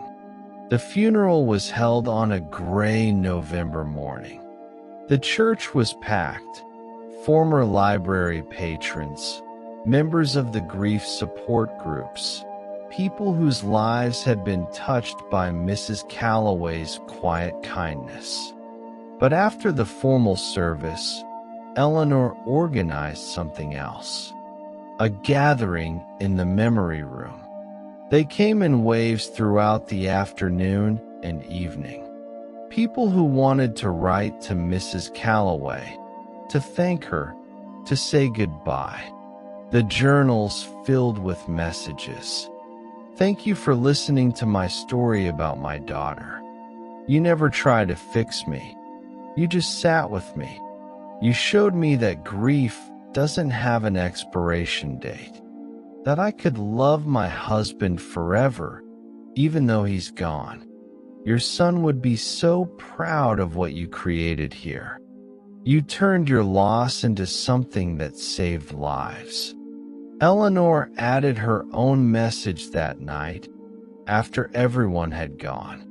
Dear Mrs. Calloway, you saved me. I came to this library broken, and you showed me how to transform my pain into purpose. You taught me that memory is sacred, that love is eternal, that we carry our dead with us, and that's a privilege, not a burden. I hope you're with your son now. I hope you can finally hold him again. I hope you know how many lives you touched, how much you mattered. Thank you for everything. I'll keep the memory room going. I'll keep honoring the dead. I promise. With love and gratitude, Eleanor. Mrs. Calloway had left instructions in her will. She wanted to be cremated, and she wanted her ashes divided. Half to be buried with her son, and half to remain in the memory room. I want to stay there, her will read. Among all those voices, all that love. I want to be part of the place that gave me back my son. Eleanor created a small alcove in the memory room.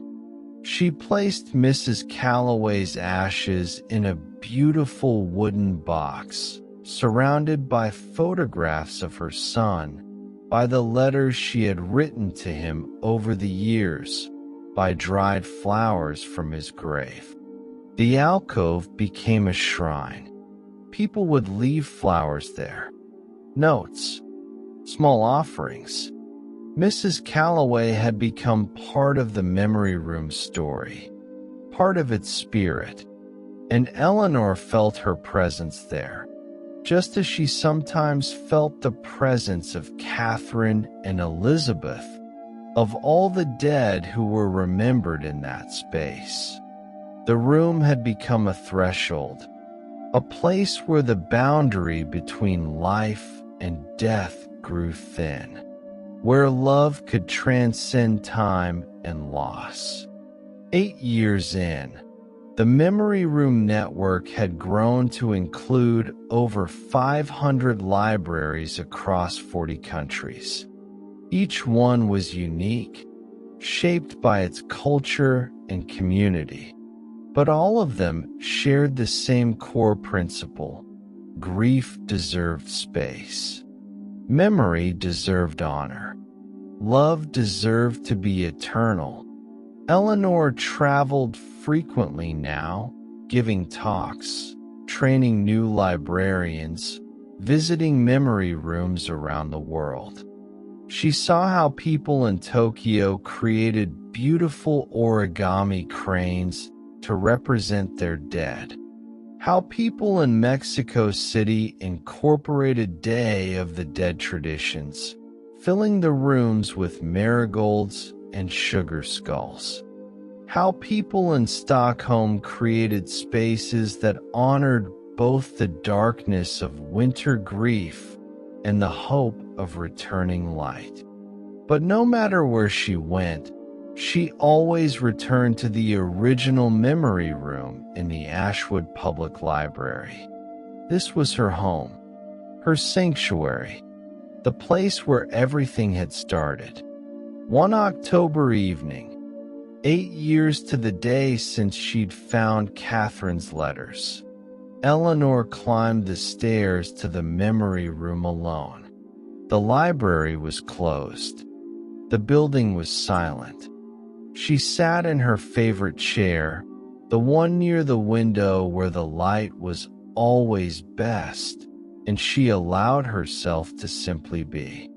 To exist in this space she had created, surrounded by the accumulated love of thousands of people.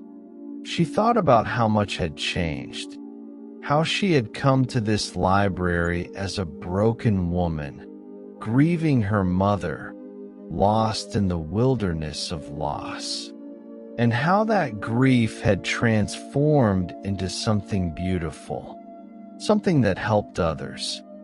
But there was still an ache in her chest, a Catherine-shaped hole that time hadn't filled, a longing for her mother that would never completely go away. And that was okay. That was the lesson of the memory room. That grief wasn't something to overcome or cure. It was something to carry, to honor, to transform into love and memory and connection.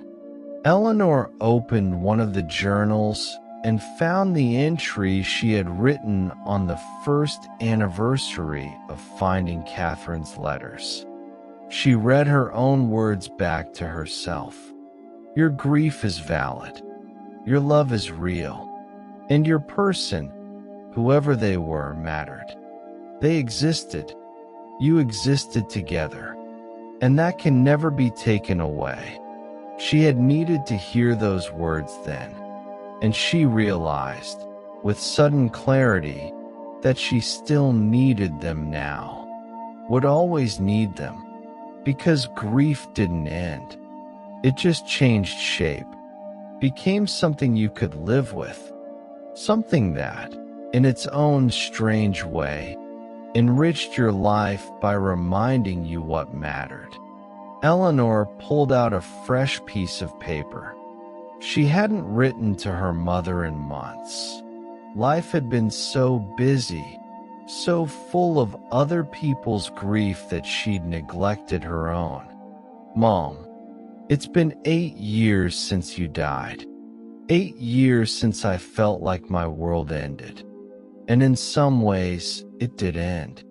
The world where you existed is gone. I'll never get it back.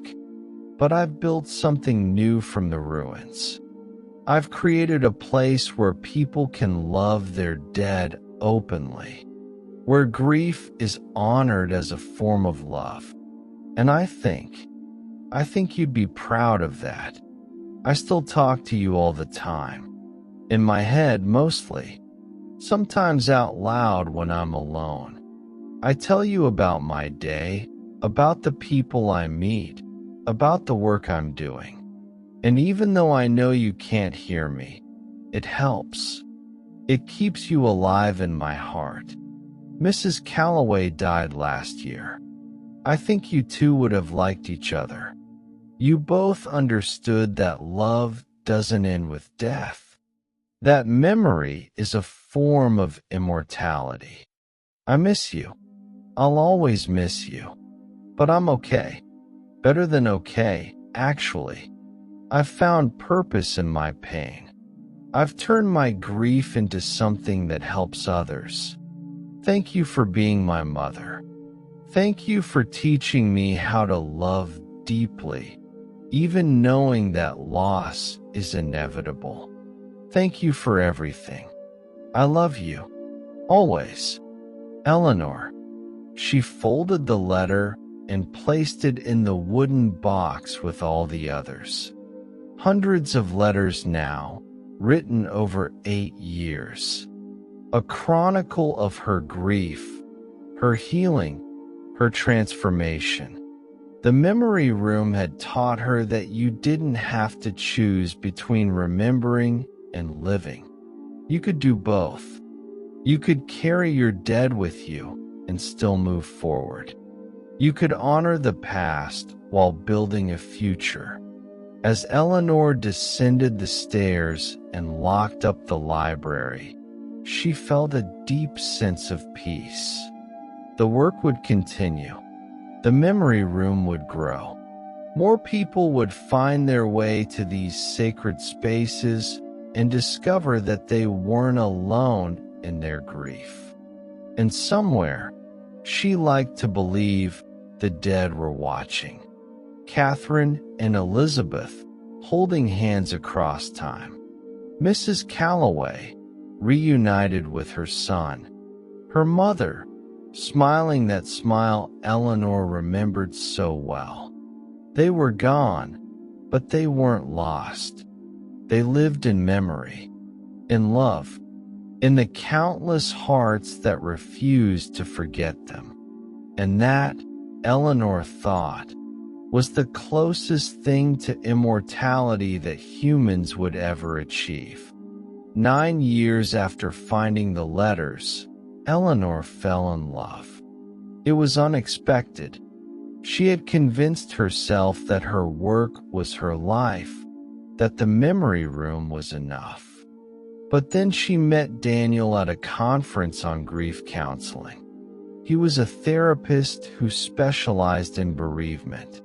He had lost his wife to cancer 5 years earlier, and had channeled his grief into helping others. They bonded immediately over their shared understanding that grief wasn't an enemy to be defeated, but a companion to be honored. They dated slowly, carefully. Both of them knew how fragile love could be, how quickly it could be lost. But they also knew that the fear of loss couldn't prevent you from loving. That would be its own kind of death. Daniel understood about the memory room. He understood that Eleanor's mother would always be part of their relationship, that grief would always be a third presence in their life together. "I don't want you to move on from her," he said one evening as they walked through the city. "I want you to carry her with you, and I'll carry my wife with me, and we'll build something new that honors what we've lost while celebrating what we've found." Eleanor cried when he said that. She had been so afraid that loving someone new would mean betraying her mother's memory. But Daniel understood that love wasn't a finite resource, that you could love the dead and the living simultaneously, that one didn't diminish the other. They were married in the memory room. It felt right somehow, to begin their life together in a place dedicated to honoring those who had been loved and lost. Eleanor's father walked her down the makeshift aisle between the chairs. Daniel's teenage daughter stood beside him as his best person. And the ceremony was simple and beautiful and full of acknowledgement that they all carry ghosts with them into this new family. During the vows, Eleanor spoke to her mother. "I wish you were here," she said, "but I feel you here, and I know you'd love Daniel. I know you'd be happy for me." And Daniel spoke to his late wife. "Thank you for teaching me how to love," he said. "Thank you for showing me that it's worth the risk of loss. I'll always carry you with me, and I'll honor you by loving Eleanor with the same depth I loved you." There wasn't a dry eye in the room. After the ceremony, people lined up to add entries to the memory room journals. Not letters to the dead this time, but witnesses to new love born from old grief. Testaments to the possibility of healing without forgetting. May your marriage be blessed by the love you've carried and the love you're creating. Your dad would be so proud. This is what healing looks like. Not moving on, but moving forward while carrying them with you. Eleanor and Daniel honeymooned in Boston. They visited Catherine and Elizabeth's graves together, leaving flowers and telling them about the wedding, about how their love story had inspired thousands of people to honor their own dead. As they stood between the two headstones, Daniel took Eleanor's hand. "Do you think they knew?" he asked. "Catherine and Elizabeth, do you think they knew that their letters would start all of this?" "No," Eleanor said. "I don't think they could have imagined it. But I think they'd be happy. I think they'd be proud that their love, which was denied and hidden in their time, has become a beacon for so many people." They stood in silence for a moment. Then Eleanor said something she hadn't planned to say. "I want to be buried here," she said. "Someday, when I'm gone, I want to be near them, near the beginning of the story." Daniel squeezed her hand. "Then that's what we'll do," he said. 10 years after finding Catherine's letters, the memory room celebrated its anniversary with a week-long event. People traveled from around the world to attend. There were workshops, lectures, art installations, musical performances, all centered on themes of memory, loss, and love. But the centerpiece of the celebration was a new addition to the memory room. Eleanor had worked with a local artist to create a sculpture, a tree made of copper and glass, with branches that reached toward the ceiling. On each branch hung a small pendant, and inside each pendant was a name. The names of the dead. The names of those who had been remembered and honored in the memory room over the past decade. Thousands of them. Catherine and Elizabeth, Mrs. Calloway and her son, Eleanor's mother, Daniel's first wife, Sophie and Maya and Thomas and Margaret and William and Michael and countless others. The Tree of Memory, they called it. A living monument to love that refused to die. At the unveiling ceremony, Eleanor stood before the crowd. Hundreds of people packed into and around the memory room and spoke. 10 years ago, she said, I found a book filled with letters to someone named Catherine. I didn't know who she was. I didn't know the person who loved her. But I knew their love was real, and I knew it mattered. Since then, this room has become something I never could have imagined. It's become a sanctuary for grief, a temple for memory, a place where the dead are honored not as distant memories, but as living presences in our hearts. We've learned that grief isn't something to get over. It's something to carry. That memory isn't a burden, but a gift. That love is the only thing that survives death. This tree represents all of you. All the people who have come here to speak to your dead. All the love you've brought. All the memories you've honored. Each name on this tree is proof that someone existed, that they mattered, that they were loved, and as long as we remember them, they're not truly gone. They live in us. They shape us. They make us who we are. So thank you. Thank you for sharing your grief. Thank you for trusting this space with your love. Thank you for proving that memory is eternal. The crowd was silent.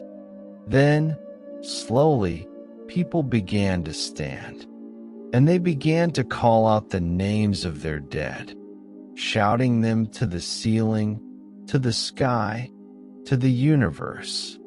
Robert, Jennifer, Dad, Sarah, Marcus, Grandma, Emma, on and on, a cacophony of names, a litany of love, a chorus of memory. Eleanor stood in the center of it all, tears streaming down her face. This was what the memory room was for. This was what Catherine and Elizabeth's love had created. Not just a room, but a movement, a revolution in how people understood grief. When the naming finally stopped, the silence that followed was profound, sacred, and in that silence, Eleanor could feel them all the dead whose names had been spoken, Catherine and Elizabeth, Mrs. Calloway, her mother, all of them present in the love of those who remembered them. 15 years after finding Catherine's letters, Eleanor received a letter that would bring her story full circle. It was from a woman named Grace, who lived in Boston. Grace had been doing genealogical research and had discovered something remarkable. She was a direct descendant of Catherine Ashworth's younger brother, which meant Catherine was her great-great-great-aunt. And in her family's attic, she had found something. More letters. Dozens of them. Letters that Catherine had written to Elizabeth before her death. "I thought you should have them," Grace wrote. "They belong in the memory room. They're part of the story." Eleanor and Daniel traveled to Boston to meet Grace. She was a woman in her 50s, warm and thoughtful, who had been deeply moved by learning about her ancestors' love story. "No one in my family knew," Grace said, handing Eleanor a wooden box filled with letters. Catherine and Elizabeth were just spinster friends who lived together. But reading these letters, there's no doubt. They were partners. They were in love. Eleanor opened the first letter with trembling hands. "My dearest Elizabeth, I'm writing this while you sleep beside me. The morning light is just beginning to filter through the curtains, and you look so peaceful. I want to memorize this moment. Your face on the pillow, the rise and fall of your breath, the way your hand rests near mine, as if even in sleep, you seek my touch. I know what the world says about us. I know what they would do if they knew the truth of our love. But I cannot bring myself to regret it. You are the greatest joy of my life, the truest thing I've ever known. Whatever time we have together, however brief or long, I will treasure it. I will hold it sacred, because loving you has taught me what it means to be fully alive. Forever yours, Catherine." Eleanor read letter after letter. Some were mundane, discussions of household matters, plans for the day. Others were deeply intimate, expressions of love, of desire, of the private world they had created together. And the final letters, written as Catherine was dying of tuberculosis, were heartbreaking. "My darling Elizabeth, I'm so tired. The doctor says I have only weeks left, perhaps days. And all I can think about is you. About leaving you alone in this world that has never been kind to people like us. Promise me you'll live. Promise me you'll find joy, even after I'm gone. Promise me you'll remember our love not with sadness, but with gratitude for what we had. I don't believe in heaven or hell, but if there is anything after this, I will be waiting for you. Somewhere beyond the veil, I'll be there, calling your name. I love you. I have always loved you. I will always love you. Catherine." The last letter was from Elizabeth to Catherine, dated 3 days after Catherine's death. "My beloved, you're gone, and I don't know how to exist in a world without you. The house is so quiet. The bed is so cold. Everywhere I look, I see your absence. But I made you a promise. I promised I would live. So I will. I will wake up each morning and put one foot in front of the other. I will tend the garden you loved. I will read the books we read together. I will honor your memory by living the life you wanted for me. And I will write to you every day in the margins of our favorite book. I will fill it with letters you'll never read. Because even though you're gone, I can't stop talking to you. I can't stop loving you. Wait for me, my darling. However long it takes, wait for me. And when my time comes, I'll find you. Wherever you are, I'll find you. Forever yours, Elizabeth. Eleanor could barely see through her tears. Here was the origin story. Here was proof of the love that had started everything. Catherine and Elizabeth hadn't just been names in a story. They had been real women who had loved each other with a depth and courage that defied their time. Grace donated all the letters to the memory room. They were preserved carefully, displayed alongside the book with Elizabeth's letters written after Catherine's death. The complete story, the full testament to their love. And Eleanor added one final piece to the display, a card that read, "Catherine and Elizabeth loved each other in a time when such love was forbidden." When Catherine died, Elizabeth continued to write to her for 40 years, filling the margins of this book with letters.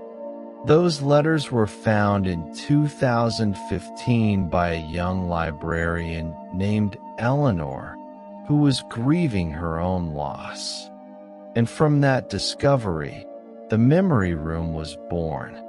More than a century later, Catherine and Elizabeth's love continues to inspire thousands of people to honor their own dead, to speak their own love, to believe that memory is eternal and that those we love never truly leave us.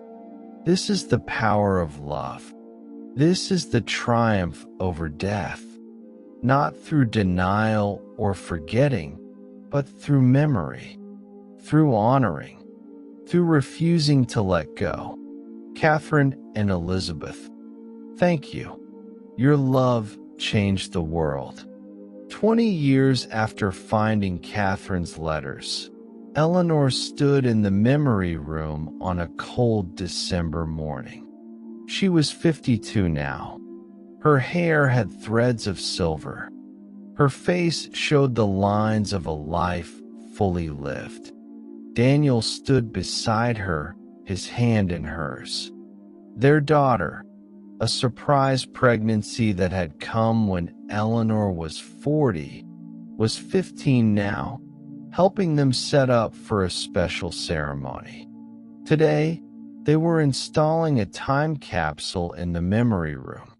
It contained letters from people all over the world, addressed to their dead. Letters that wouldn't be opened for 100 years. In 2135, Eleanor said to the assembled crowd, "People will open this capsule. They'll read your letters. They'll see that in our time, just like in Catherine and Elizabeth's time, people loved deeply and grieved deeply and try to hold on to what they loved even after it was gone. And maybe they'll be inspired to create their own spaces for grief and memory. Maybe the work will continue. Maybe love will keep triumphing over death, one letter at a time." They sealed the capsule and embedded it in the wall of the memory room. On the plaque beside it, they inscribed words from Catherine's final letter. "I will be waiting for you. Somewhere beyond the veil. I'll be there, calling your name." After the ceremony, after everyone had left, Eleanor sat alone in the memory room. She thought about the journey that had brought her here, the grief that had nearly destroyed her, the book that had saved her, the thousands of people who had found healing in this space. She thought about her mother, who had been gone for 20 years now. The pain of that loss had softened into something gentler. Not gone, never gone, but transformed into memory, into love, into the driving force behind all her work. She pulled out a piece of paper and wrote one final letter. Not to her mother this time. To whoever would find it, whenever that might be. To whoever finds this. My name is Eleanor. I created the memory room because I was drowning in grief and needed a lifeline. I found it in a book filled with letters to a woman named Catherine from someone who loved her more than life itself. Those letters taught me that grief is love with nowhere to go. That memory is how we keep our dead alive. That speaking to those we've lost isn't crazy or pathological. It's human. It's how we survive loss without losing ourselves. If you're reading this, you've probably lost someone too. And I want you to know, your grief is valid. Your love is real. The person you lost mattered. They existed. You existed together. And that can never be taken away. Keep speaking to them. Keep loving them. Keep carrying them with you. They live in your heart, and that's the only immortality that matters. With love across time, Eleanor. She placed the letter in one of the journals, knowing someone would find it someday. And then she turned off the lights and descended the stairs, leaving the memory room to its sacred silence. But as she reached the bottom step, she paused. She could have sworn she heard something. A whisper, a thank you, carried on air that shouldn't have moved. Eleanor smiled. She didn't believe in ghosts. Not really. But she believed in presence. In the way love created echoes that rippled forward through time. In the way the dead lived on in those who remembered them. You're welcome, she whispered back to the empty air. Thank you for letting me do this work. And the library, with all its books and all its memories and all its accumulated love, seemed to settle around her like an embrace.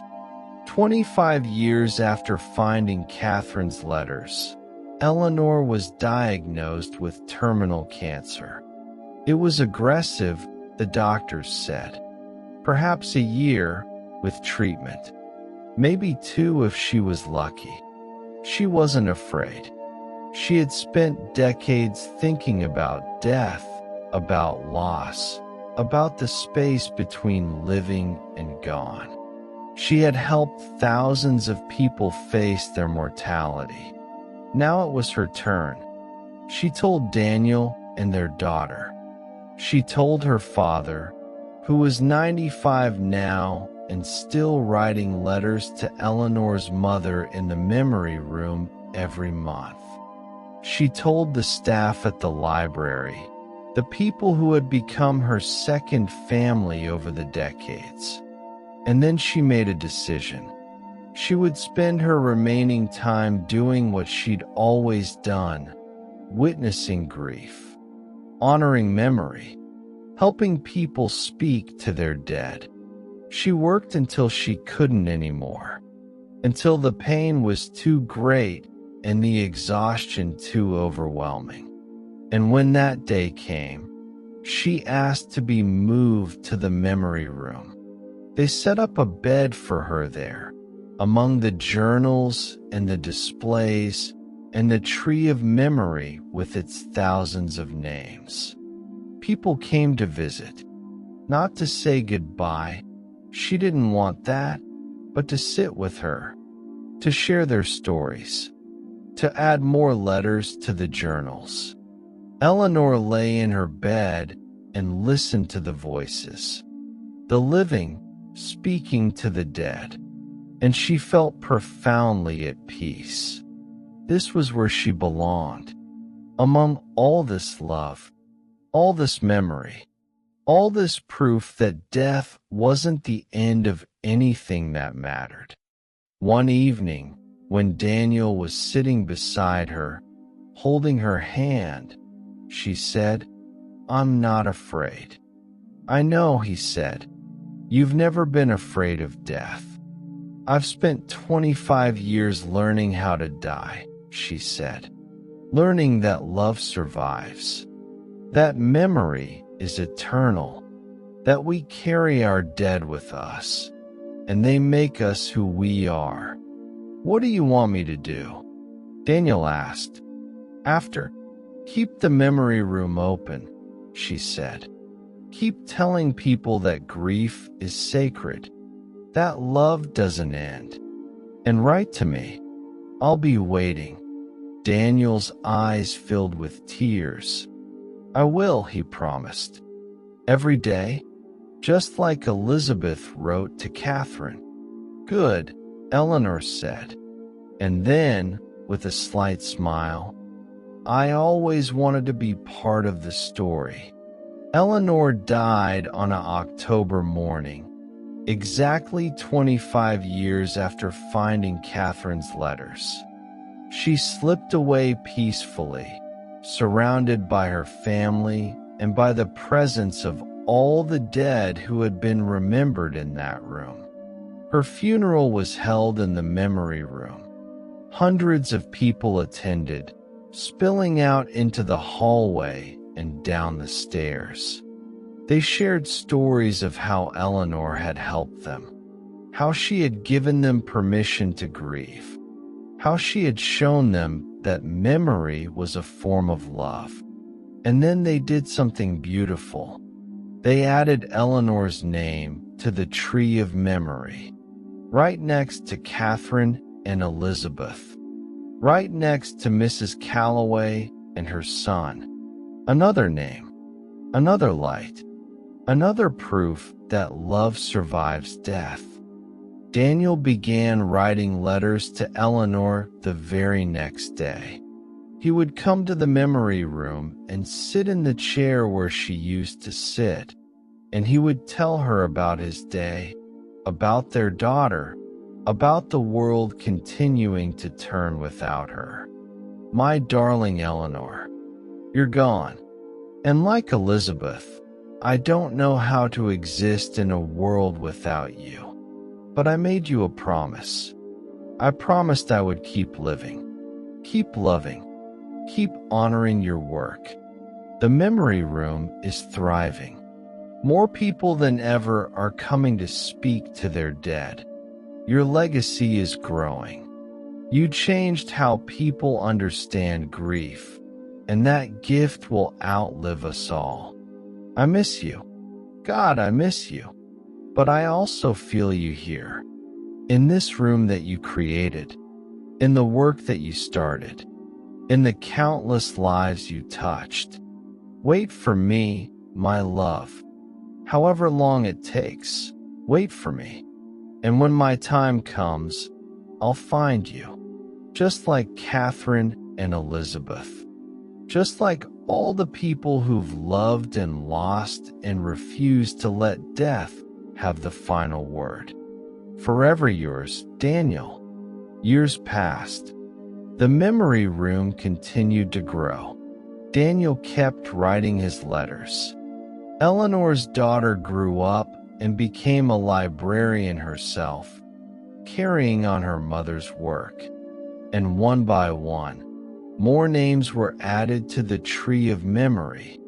More lives were lived and lost and remembered. More love proved stronger than death.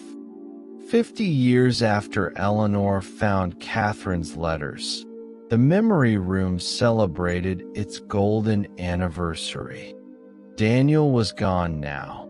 He had died peacefully in his sleep 5 years earlier, still visiting the memory room every week until the very end. Eleanor's daughter, who was now in her 40s and had children of her own, stood before a new crowd and told the story that had started it all. "My mother found a book filled with letters to a woman named Catherine," she said. "And from that discovery, a movement was born, a revolution in how we understand grief and memory and love. 50 years later, there are memory rooms in every country on Earth. Millions of people have found solace in these spaces. Millions have spoken to their dead and discovered they weren't alone. My mother's life, like Catherine's, like Elizabeth's, proves that love is the most powerful force in the universe. Stronger than death, stronger than time, stronger than anything that tries to separate us from those we love. So today, we don't just celebrate the memory room. We celebrate every person who has ever loved someone enough to grieve them. Every person who has refused to forget. Every person who has kept speaking to their dead, even when the world told them it was time to move on. We celebrate memory. We celebrate love. We celebrate the eternal human need to hold on to what we cherish. And we honor Eleanor, who taught us all that grief is sacred, that memory is eternal, and that love never dies.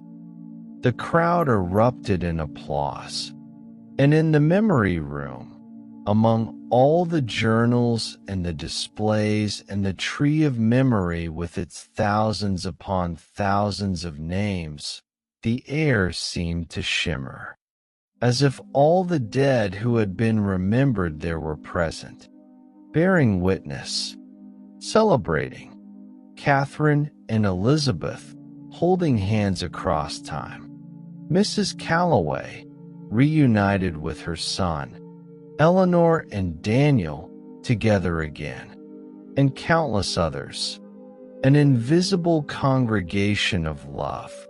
The dead live in memory, in story, in the hearts of those who refuse to forget them.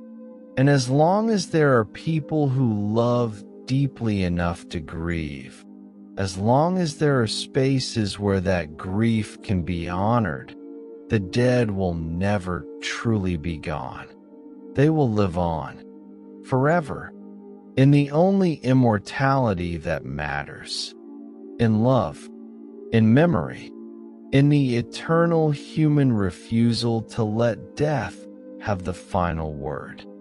100 years after Eleanor found Catherine's letters, in the year 2115, archaeologists opened a time capsule in what had once been the Ashwood Public Library.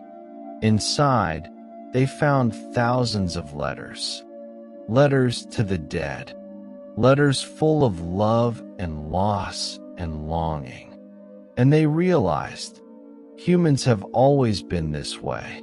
In every era, in every culture, we love, we lose, we try desperately to hold on to what we cherish. The memory room had long since closed. The building had been converted to other uses. But the idea had spread so far and so wide that it had become part of human culture itself. Every hospital had a space for families to write to their dead. Every school had a wall where children could honor grandparents, pets, friends. Every community had some version of the memory room. Grief had been normalized. Memory had been sanctified, and it all traced back to a single book, found by a single grieving woman who had understood that love doesn't end with death.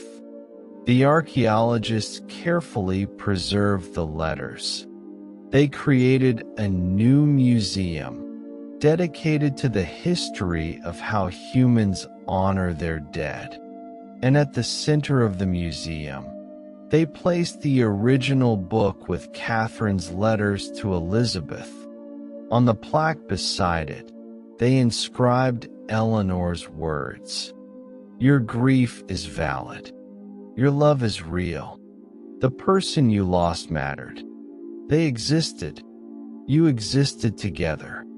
And that can never be taken away. And people came from all over the world to see it, to read the letters, to remember their own dead, to add their own stories to the ever-growing archive of human love and loss. Because some truths are eternal, some needs are universal, and the need to speak to our dead, to keep them alive in memory, to refuse to let death have the final word, that need will exist as long as humans exist. Catherine and Elizabeth's love started it all. Eleanor's grief transformed it into a movement. And now, a century later, the work continues. The dead live in us. Memory is eternal. And love survives everything. The end.